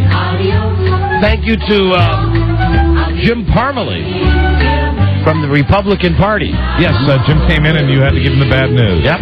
Don't let the screen door hit you on the way out, sir. Also, thanks to Gary Arnold, guy that has the restaurant in Sacramento that we never gave the name of, where bald guys eat for free. Yeah, where's that located? Sacramento. Oh, very good. And, no, I'm not going to say it. Katie Lenz, stream makeover tonight, 8 o'clock, 7 Central. Give it up for Len. And that would be on the ABC network. Tomorrow, the people from The Amazing Race. Also, Jomo's That's It. A good day to you, sir. Good day to you, sir. Good day to you, sir. Good day to you, sir. You. Have you seen my Peabody Award? It's right here. By our giant stack of pennies. That's it. We'll see you tomorrow, everybody. Lick the stamp. And now, that light going off means what?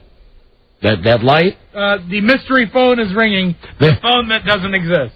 This place is so crazy. There's a phone. Do you see that light going off, Mike? Yeah. Now look behind your shoulder. The big light, the big white light will go and say phone. Yeah. Okay. There is no phone. The phone that's ringing, There used to be. they took out of the studio. Doesn't exist. It doesn't exist. Well, now it's stopped. Oh, there it goes. No, it didn't go. That's just the spots. Okay. We'll see you tomorrow. Bye-bye. Eat a lot. Till we meet again, this is Sammy Davis Jr. saying, be kind, be nice, and I hope the next performer has the pleasure of having as nice an audience as you've been tonight. And let me leave you swinging.